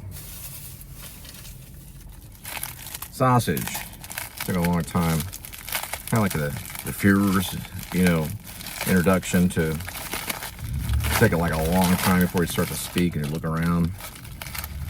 Okay, so it's basically sausage and cheese, and these are pumping out about 440 calories, and with a little hamburger bite, you're looking at about 600 calories for the dinner. And I went to IHOP for the coffee. They didn't finish their crepes, so they're just sitting there. It was untouched. They brought it to the table, but they were already pretty much finished, and they just got up and just left it there. And I kind of watched it because I noticed they didn't touch it, and they were already out of the restaurant. The busboy wasn't there quick enough, or they may have got the busboy and sent them back. But regardless, I was able to get those crepes when, you know, months before I wouldn't have been able to get the busboy when I got it. I'm assuming maybe the busboy was busy or something. I don't know. Or maybe it was hiding from me. I'm just joking. Are you sheltering at IHOP? Yeah. The snowman. Then we got this thing, which we'll eat a little bit. It's kind of like a little slider, $1.79. An extra 180 with some protein. Let's see on the protein if it packs a punch. Yeah, 14 grams of protein, enough to pack a punch. But not like milk with a vitamin D to pack a punch. This one's dealing with 440, a little bit of sugar in it, iron. I don't know if it, oh, protein, 15 grams. So together with the 15 grams of protein, along with the 14 grams of protein, that's almost 30 grams of protein, enough to pack a punch.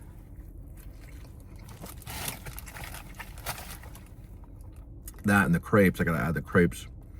This is about 600, so 450 plus 100, 550 plus a 70, just round it up to 450 plus 100 is 5, round it a little over 600. And then we get the carbonated water. I know they charge for the ice, but I got the ice at the Starbucks. Good to go.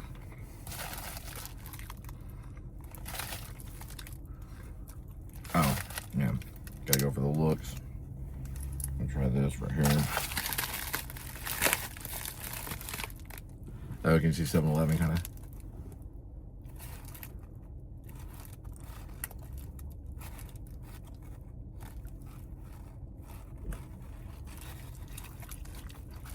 So David Mamet was teaching the actor Door2Door in Glengarry Glen Ross. He was teaching them, yeah. Always be closing or cuddling, let's say. But always be closing. You see this watch? Right here, this invisible watch. You know how much I cleared last year? Was it 78,000? He gives a realistic number. It's set in the 80s. That's how much. Yeah, he's talking like that. There are 3 prizes. The first prize is this Lincoln town car. I don't know if that was it, but that's what he says. And then the second prize is his steak knives. The third prize is your job. Coffee is for closers. Put that coffee down. There's a distinct dialogue in Glengarry Glen Ross that told the actor certain things about coffee. Coffee is for closers. Put that coffee down. And Jack Lemmon's got those watery eyes. You know, he's like, it was really good. Jack Lemmon's best role for sure. Better than the out-of-towners and all that stuff. It really showed how these guys are. And that was like a big-time sales guy that comes in and kind of mean to him. The third prize is your job.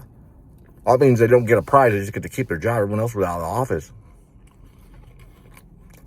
So Levine, the machine, decides to steal the leads and sell them for a little bit of money because he knew he was getting canned because Pacino was too good at selling the marshland in Florida because he had that hair thing they did. And then he had to get the check to go through because the other guy wanted to back out of it. You got to see it, you know. And there's some great monologues. It's something I should definitely buy. I'll come across it. Alec Baldwin, Al Pacino, Ed Harris is in it, Jack Lemmon, Kevin Spacey's in it. There's a lot of other great actors too. It's not that big of a cast, but it's also a play. You can see it on stage. I don't know if they did it on stage. Al Pacino would have been great. He's pretty good at on stage. It's one of Al Pacino's really good roles too, but Jack Lemmon is like the best. And then there's another detective guy that comes in, and David Mamet shows off the genius of how he handles dialogue and the rhythm of the dialogue and the rhythm of the play, and it's very nicely filmed. I'll have to find out who is behind the cinematography and the direction of that particular movie. James Foley is the director of Glengarry Glen. Alan Arkin is in it too, along with Alec Baldwin, Ed Harris, Al Pacino, Jack Lemmon, Kevin Spacey, and Alan Arkin is in it. Yeah, cinematographer is Juan Ruiz, who worked on At Close Range with Sean. Okay, so we're going in. Gonna head to Keller. Ooh, 12 miles. That's too much of a Hail Mary. Well, I was thinking, because here it shows as Fort Worth. I'm gonna change some plans here. That's giving me, that's Officer Hernandez. I don't even have my mount yet, so we're gonna wait on that, because I'm gonna wait for the mount. The mount goes like right here.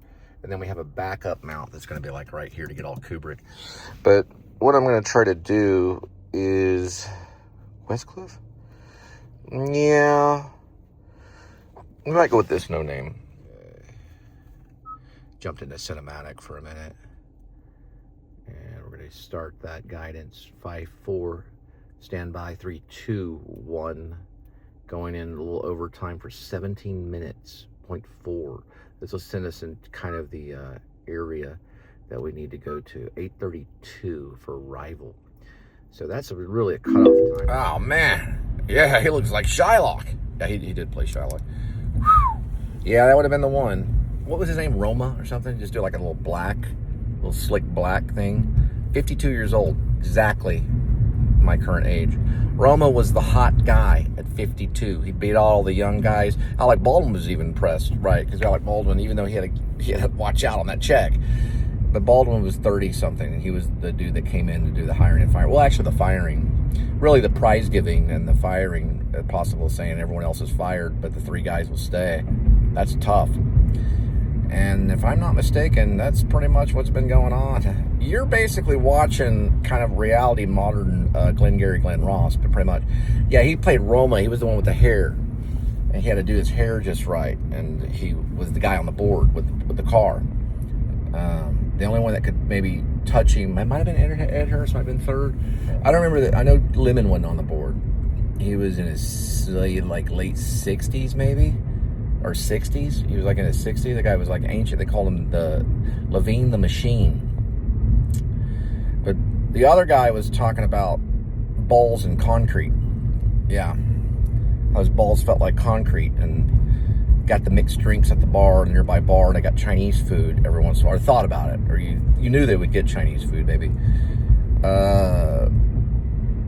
Yeah, he was the dude that got the winning prize for the car. Now, some of these guys, I ran into Impulse, and the other guy was Live Smart. They're doing $1,000 deals. I was just saying this out. I'm just going to say it out. But that's what they told me. He said, some guys are doing $1,000 deals. He would say, hey, I want to talk to you. We followed you out in Richland. I was like, who followed? Who's we?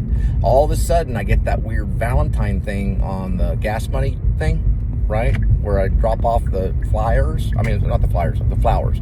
I drop off the flowers and the Valentine balloon, and they're saying knock once. They were connected with Live Smart. These guys are like security genius people. They can set other people up.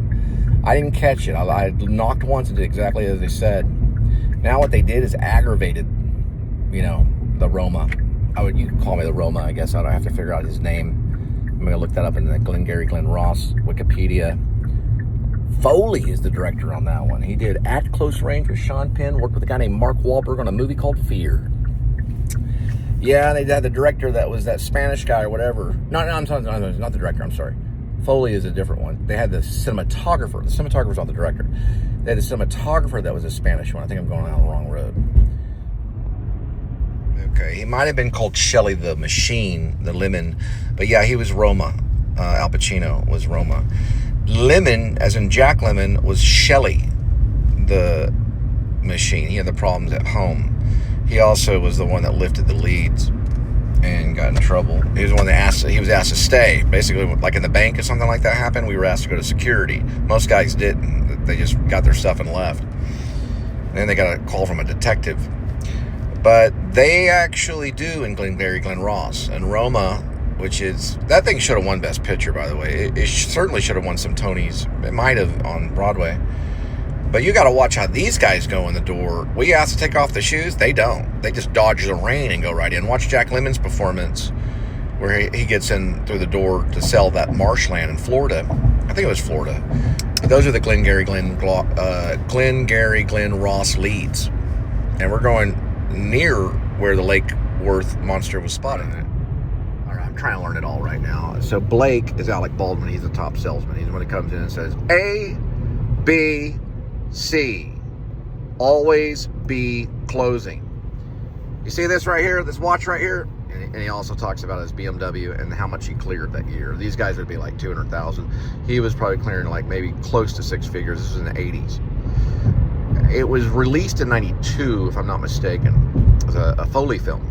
Director's named Foley. Now, Al Pacino plays Richard Roma. He's also a hot guy that's on the top of the board. So even Blake would have been, Alec Baldwin would have been repressed. Everyone's repressed. Repressed. Everyone is impressed by Baldwin and, of course, Al Pacino. Yeah, they're impressed by Al Pacino, too. So Ed Harris plays a dude. I'll look it up later. Alan Arkin plays Arono or something like that. It sounds like it looks like Arono or something like that. We'll look up his first name later.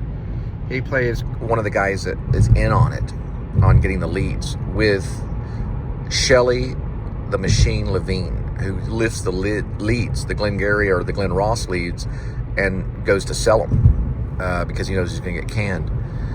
Now, I look at Kevin Spacey. I look up his character's name, and let me think, who else am I leaving out? There's a buyer that comes in that works with the Richard Roma. Got to look up his name, and I think I just looked all of them up.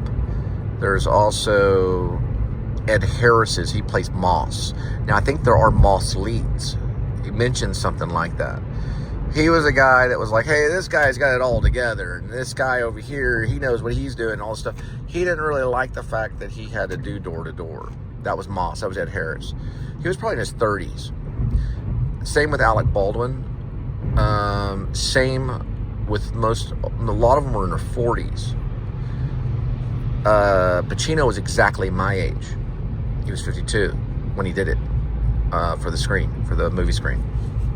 For the as in the silver screen. Lemon was pretty old. He was in his 60s. He did a great job. He played Shelly. And then, of course, we have to look up the other dude, Kevin Spacey, who also... That will not stick right there. Right? We finally figured out a system. It didn't take me too long. And I'll show it to you. It uses all three, okay? We find everything through that thing. It's called an iPad. Then it goes into that thing, all right?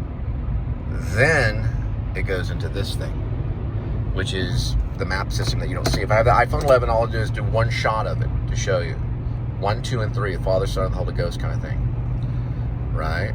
There's a reason for all of that. It's very important. You got this thing, which you find it on. You got that thing, which is your mapping system. And that can alter. You can use another phone or whatever. Then you got this thing. This also has kind of a memory, and you can actually pay for this to do cool things. Then you got the other phone right here, and you got a good mount somewhere, either in there or like right here or somewhere where it's mounted. And that we'll talk about later. Also on the cast list for Glengarry Glen Ross, Lori Tan Chin. She was the coat chick. The coat. She checked in the coats. The coat girl. When you check in the coat. There's a few other small little roles. Not a big cast. Really, it's 7 major players. It does take place where it's raining a lot. It looks like Chicago. It probably is because of David Mamet. But it's 7 main characters with a couple of more. So I would say between maybe 8 or 9. I have to look at the play. It could be different on the screenplay. It is a play that's done They do it all the time. They're doing it right now everywhere. Glengarry Glen Ross is always a play at your local community theater. Everyone gets together, a lot of salesmen. You know, listen to these actors. Every time I run into them in the community theater, they're all salesmen. Every single one of them. I did Orphans, and I played Treat. That guy was a salesman. He worked like in real estate or something. He also worked with David Carradine. He came out and did Grapevine. We did a show before I ran off to Hollywood. Every single one of them, if they're community theater, every single one of them are salesmen. Without a doubt, 110% sure. They can't go to the community theater. These guys are bosses of offices. They're millionaires. If you go to the community theater and you're seeing a show like Glengarry Glen Ross, you're looking at millionaires on stage in most cases. There might be one hardcore method actor that struggles, but this could be a dynamite production anywhere. Why they don't do it here as much? They do a lot. They do a little bit of Sam Shepard here. Stage West could do it, and boy, let me tell you, I would go for the Richard Roma. I'd do like the Marlon Brando shoe polish in my hair.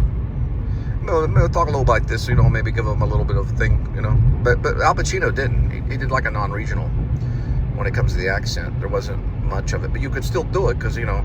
But then again, he's probably going to be well-spoken, but with some emotion. You know, the Richard Roma character. He'd have some emotion. But, you know, it's a really good play, by the way. We're on our way. We'll be there at 8:40, which is a late knock. Then it's the Kitty. Yeah, when I was talking about Orphans and playing Treat, I was talking about Harold. That was Albert Finney role. That guy could have played Richard Roma. He was an Italian guy that worked in soap operas in New York. Oh, come on, man. I'm going fast enough on this. There's a bridge. You got to be careful on those bridges. Sometimes people walk on them and stuff. But, yeah, so he worked with David Carradine up in the Hollywood Hills. But he played Harold in Orphans a long time ago. This was back when, like, Post Malone was probably hanging out. Timu just emailed, or they do email. The Timu just got, you know, they just text me. Timu's advertising geniuses. Those guys will get you. You got to be careful, you know. I've got a drone on the way. I was going to do a coffee maker, but coffee's for closers. I could probably have the coffee maker today. But ABC, always be closing. You see this watch? You know how much this watch cost me? Now, ABC is also a good TV network. Yeah, this could be a television show. You don't even know. In the future, it could be anything. Man, it is a YouTube show. It is a YouTube show. I don't have to argue that. But I have to say this, though. I'm trying to think. And that sometimes is a problem. We'll just watch the light turn green. I have to green light the project. It's green lighted.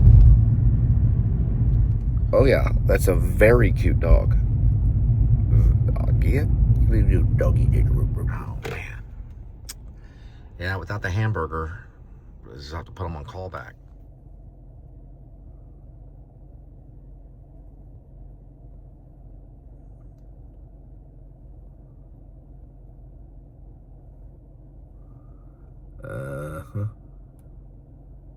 Yeah.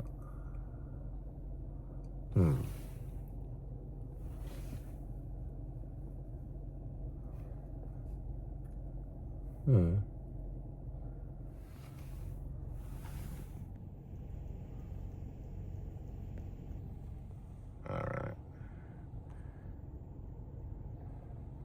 This could just be info, like, you know, there's a moving truck or maybe boxes or something. Like later on it can help because there's more activity during basically the daytime. But for one thing, you know, you're in a nice community, security cameras everywhere, you know. It's like, you know, you don't want to start the door knock with I'm here to do the devil's work. That's, you know, what happened with Folger and Sharon Tate and all that kind of stuff, which Helter Skelter has made a lot of money. It made it a little famous. Quentin Tarantino's about it and everything. But whether they had something like this there, I don't know.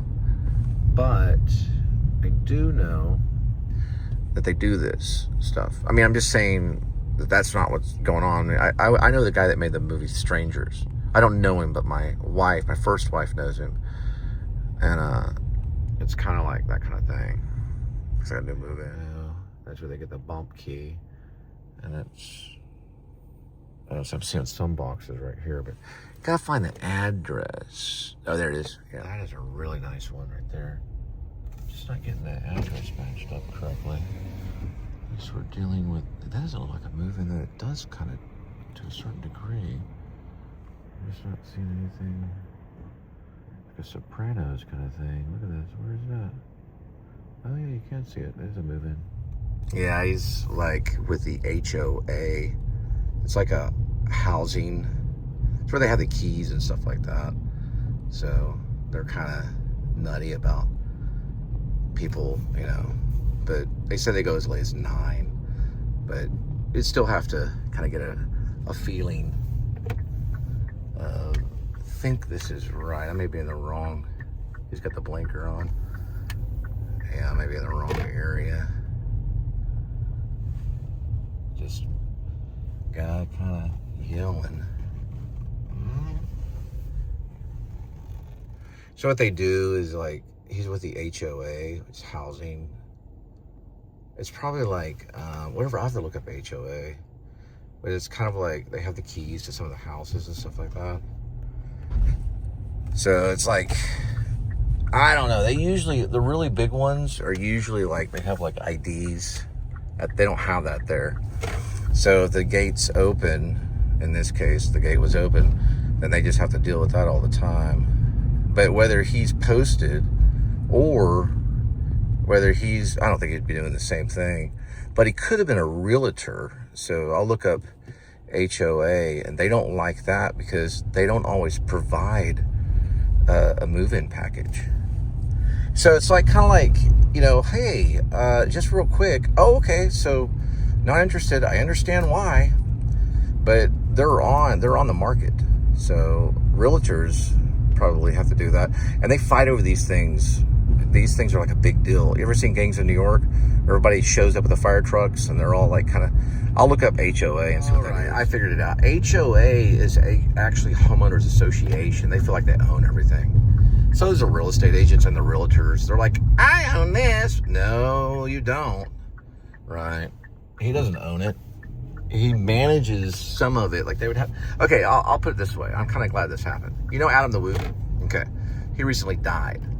They found him basically, you know, dead. So the homeowner association people were next door with a tall ladder. They were doing repairs or something for, they have to make everything cozy because both their cars were there for security purposes, right? So I did tell him, well, this is for security. And he was like, well, I'll show you how to get out of here. And I needed to know because it's like a whole place like a maze anyway. But he helped me get out of there because I'll show you how to get out of here, you know, that kind of thing. That's how they're kind of like security guards too, but they're not really. The security, anyway, so with Adam, what happened was they had access to get in. That's all they needed.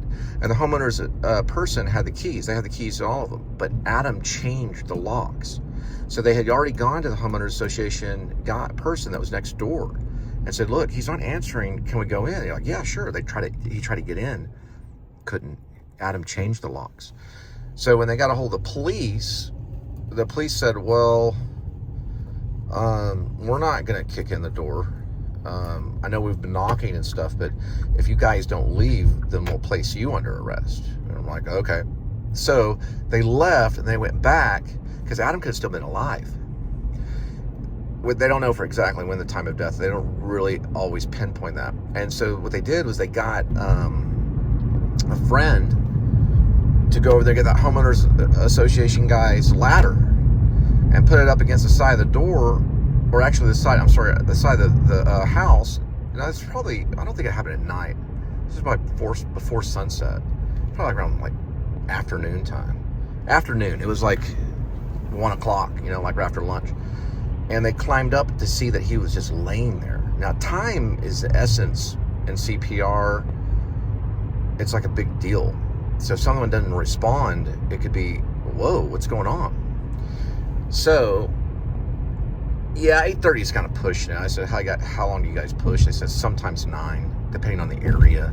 So it's like, if it's a dangerous area, then that would be probably like okay to push for like in like let's say if it's like an area like stop 6, they might, because listen, they never feel safe.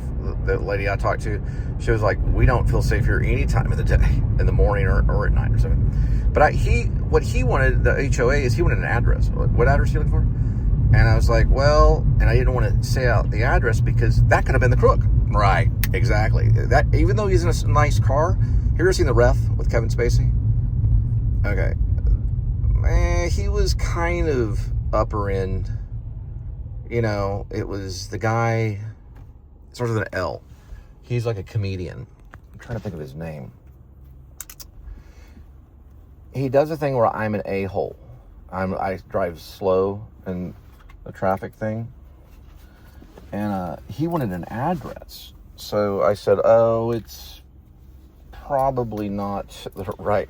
I'm still kind of like looking at it myself. I know that's the new homeowner. But I was like, well, because I didn't want to tell him valuable information. He may not have, you know, been able to verify it yet. They do, okay, so the crooks will have to try to verify it some way. So there's probably millions, well, I don't want to say millions, but there's probably some money in there. I did tell him the name of the company. And so he's familiar with that. I was like, we've been around since the Civil War, you know. He's like, well, yeah. But they wouldn't do anything. If that was a legit HOA, then we're okay. But let's just say it was a person, or let's say it was HOA. And they do that kind of stuff. Because look, if they're older people, and they have like, let's say not a safe, but let's say a Bitcoin thing, like pass, like sitting around or something, or they get the information, and they are homeowner, they don't even need a bump key. You know what I mean? They don't even need a bump key. So it's like, well, if I give you that information, then that's verification, because they would want verification. Listen, if they know they're not there and they enter, then they feel way better. Because listen, it's still late for homeowners association. So I didn't get his plate, but he dominated that little area. So if he goes in and he gets, because listen, you can get information, or you can get something that you would need later on down the road.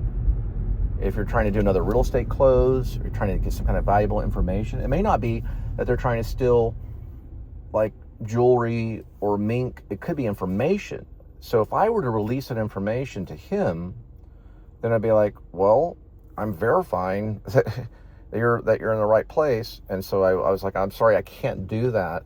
I can't release that information, not directly to you.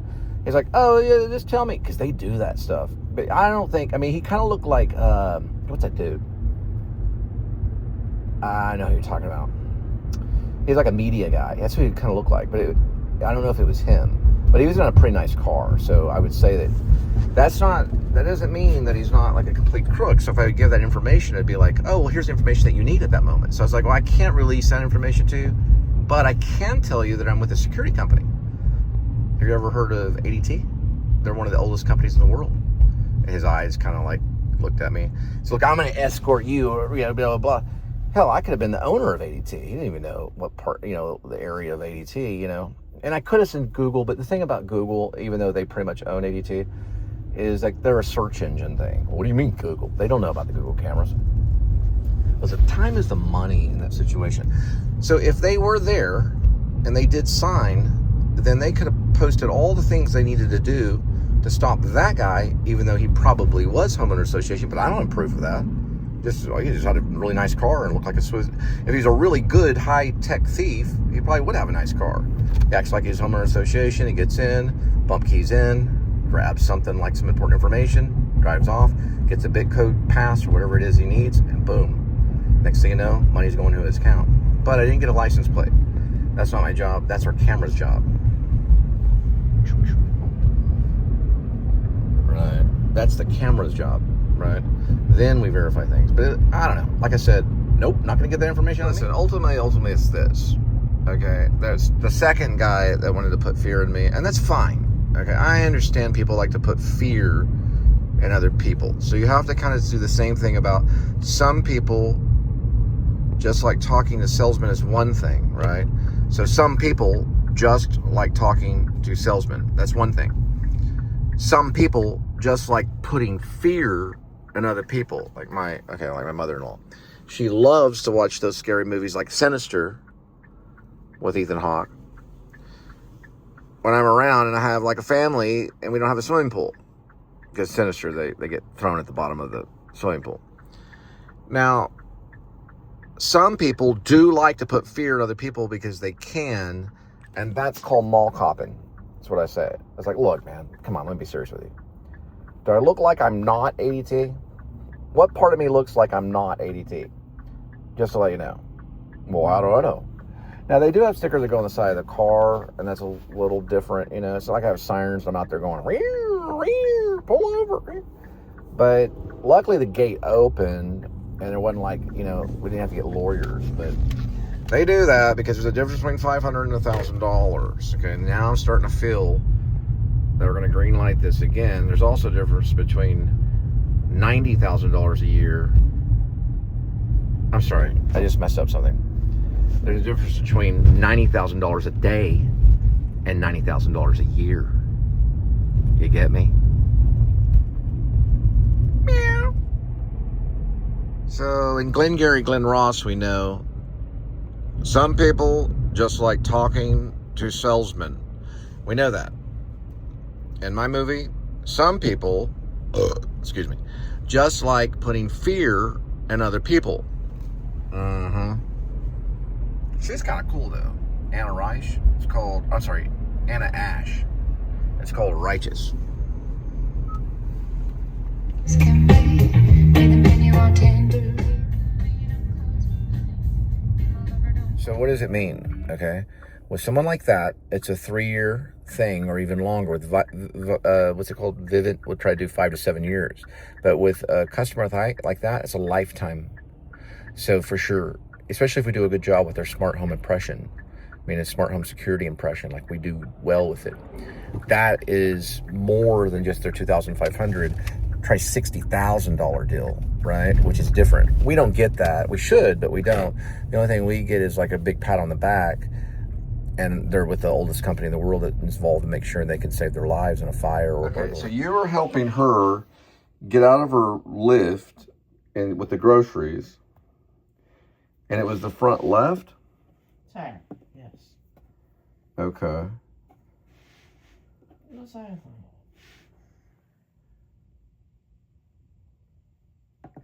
They didn't fucking piss me off. I said, you know what? How about you take me somewhere? Okay. Sorry, childish. So the car basically hit it on the front left, and you were trying to get the groceries. So a female. Yeah, I've seen some videos where they've been run over, and it's still okay. Huh. Still functioning. I did one of my kisses. Yeah, camera's still okay. I checked that earlier. So you were getting the groceries out and went to the front left? Sorry, the vehicle. The front left, Essie. And it was the front left because you were grabbing a grocery sack. Right. And he didn't see that the phone was under that tire. Luckily it wasn't your foot. But now he was It's a chopping off tempered the screen. groceries. It's not the for a original female. screen. We've I had was the trying to screen help a replaced 3 female. times. This will be the I tried to 4th help a time. female. The 4th vlog on replacing that I was screen. trying to help a $100 female. to So he was replace it. parked. It was parked. Yeah. That was on my phone, and then after that, it rolled over. Well, it just barely clipped it because I checked the microphone. I checked. Hang on, it's up real quick. I checked this. You're still getting. I was trying to be neighborly and love Yeah. people. This is what happened. Hello, testing. Let's see if we got. Be neighborly and love people. This is what happened. Hello, testing. Yeah, you're fine.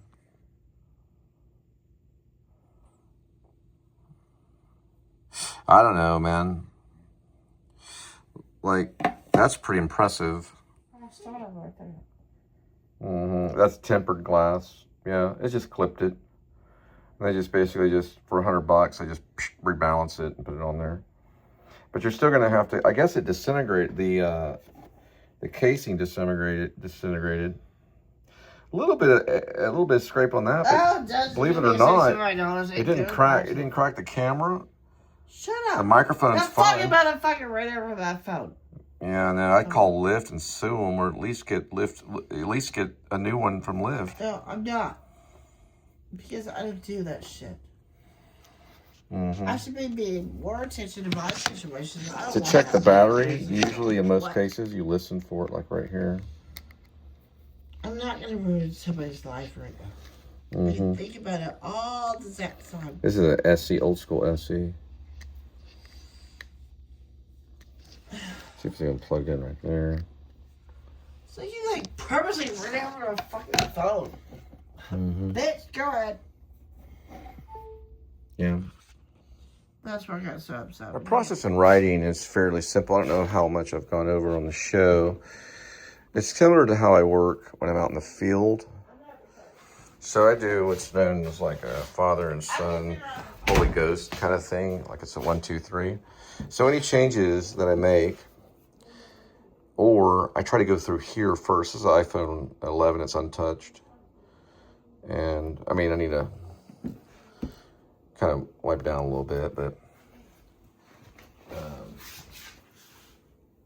it has what's known as, this is pretty much my camera, although I've been using the iPhone 17 Pro, which is pretty good zoom on it. But you can see this is the OtterBox, which is the most amazing casing in the history of this planet. This thing is virtually untouched. Original glassing, or the original glass. And I mean, everything on this is like, it's amazing how this is the original. It doesn't have tempered glass or anything on it. I can still airdrop, but what I do, and I'll show you with some of the show, is that is the most recent, that's chapter 92, which has a title on it. And that would go to the iPhone 17 as well as that device right there, which was just on this while ago right here. Goes to that device, which has an A4 on it. It goes to two different ones. So this is basically the title of chapter 92, Rib or Dog Night Out, Shepherds of Alaska. And I do kind of what Cormac does, Jed Wilson's Hummingbird Drones, and the Circus Bear named Mr. Bailey, and his trainer Lady Shroom, and the Nuclear Blast Any Enveloping Machine training exercise. So it could be traveling, but I'm just gonna leave it training. Blast Any Enveloping Machine. It's called the Any Enveloping. It's Any Enveloping Machine. It's actually a machine.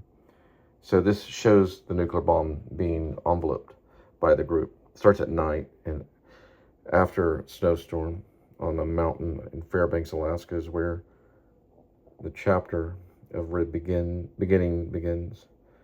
a few years from now. I probably would say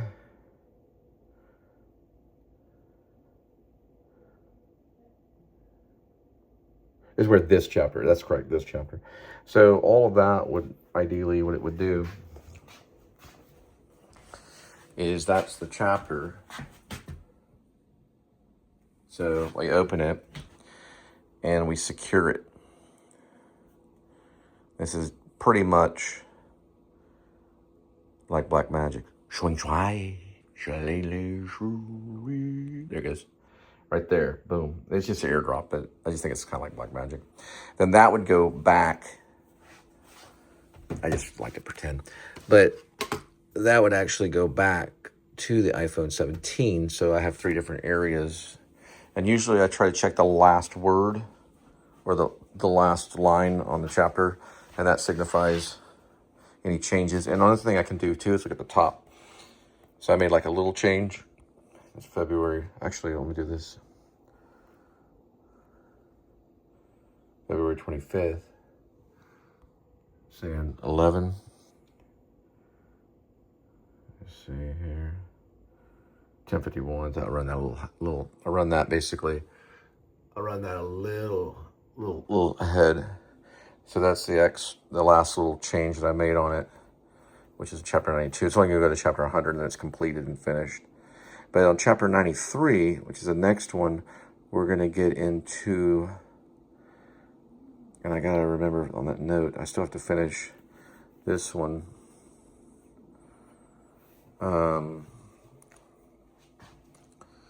Let's put that right there. I gotta finish on this one. So we'll basically see, got our device, and we'll basically see if we can find the casing. Let's see if we can go that way.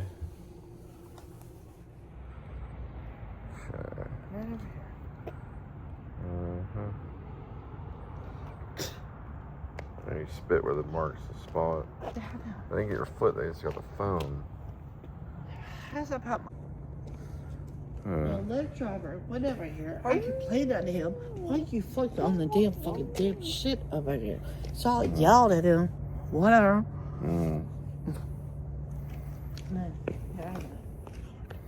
So where is the?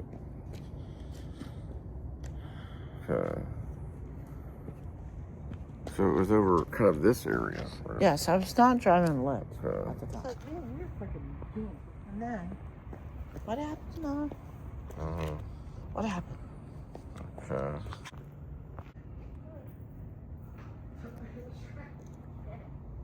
Hey, Tabitha. Hi. Hey, Tabby. Hey, Tabitha.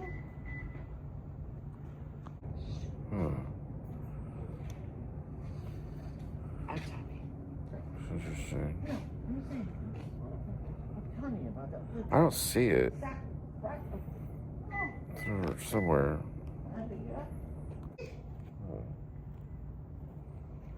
That's part of your phone right there. This is where it actually really went down. That could be part of the tempered glass. Yep. That's probably part of the tempered glass. Happened right here. Not over here. Mm-hmm. Exactly at this moment. That's definitely tempered glass.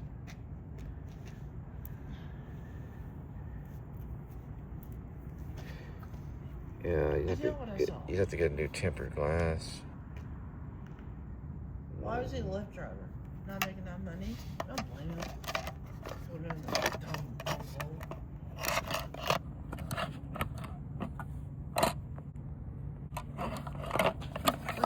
I heard it.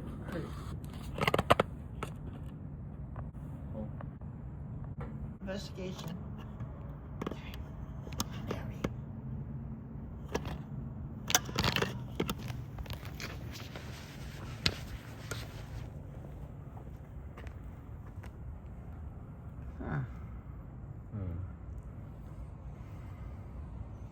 What do you think that is?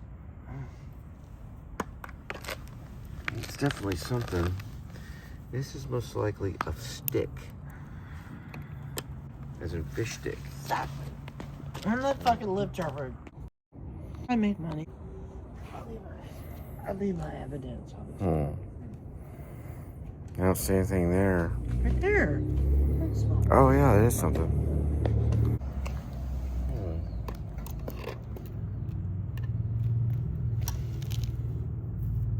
That might be some of your casing. If the tire ran over, could be some of the casing there. It's definitely plastic. I came out at the back left tire. I'm in the back seat. There's definitely plastic. This bird sounds really cool. Yeah, it's like plastic or rock or something. Let's get more. A little bit more. It's interesting.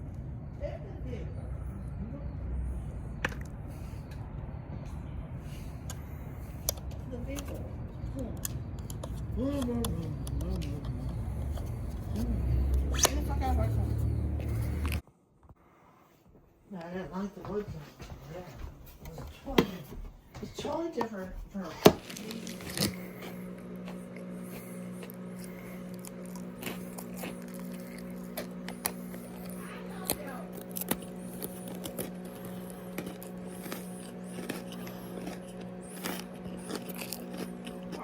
I don't have hot water. Here we go with today's kitty. There is one kitty with 9 lives, and each life has a number. Numbers 1 through 9.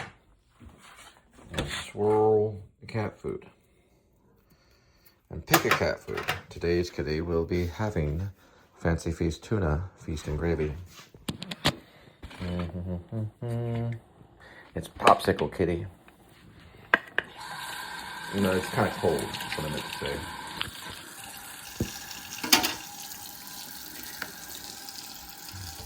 I haven't seen Amy in a while. Maybe the Homeowners Association got her.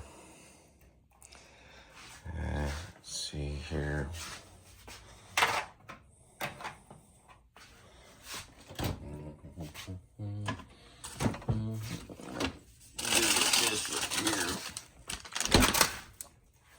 We're gonna have lots of veggies with some scrumptious protein. Tuna, carrots, cut up some of this. Probably cut the side on that one. I don't know about that one, we'll use this. Got some of this right here. Some squash, cut up some lime, and some of this stuff right here. Known as leeks. Got all those up, and then mix in a touch of this. Got ourselves some Chinese food. Then, while we're at it, we'll add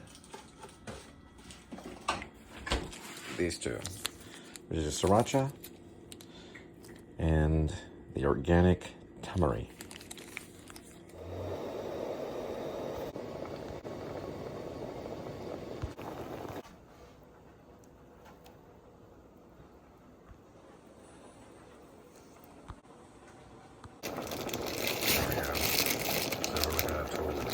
$370 plus about $100 on the veggie.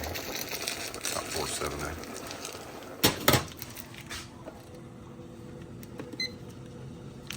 So you might be at a cocktail party and say, "Oh, you're having a martini."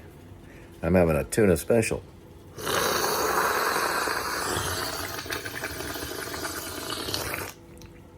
That's what you should be doing.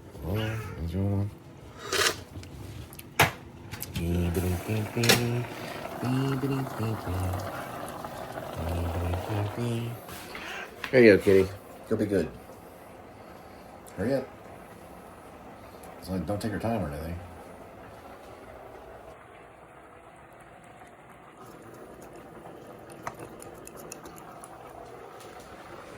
There that goes, John.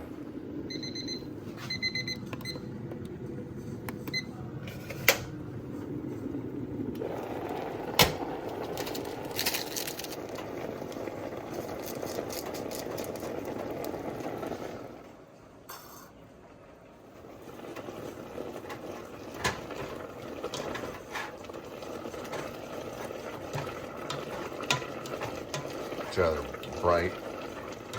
You want the broccoli really bright, carrots bright colors. Good to go. Now I'm going to go ahead and have this and this. And go like this.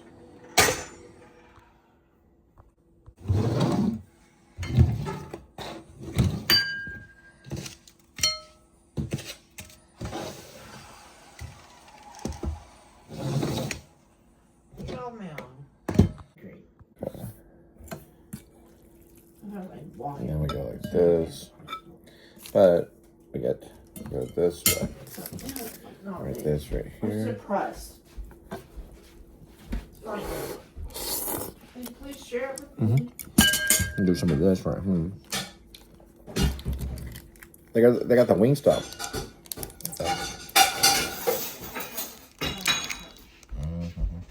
Fucked up your video. Fuck you.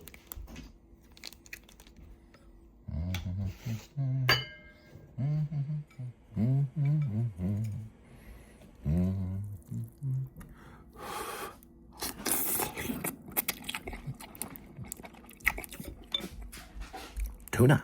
Officer today. Not to. Only eat two. I'm hungry. Let's see if we can pretty tricky on these right here.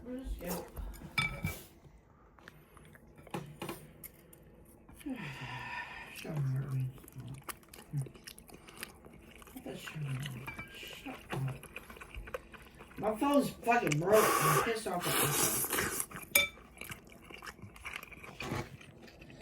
Alright,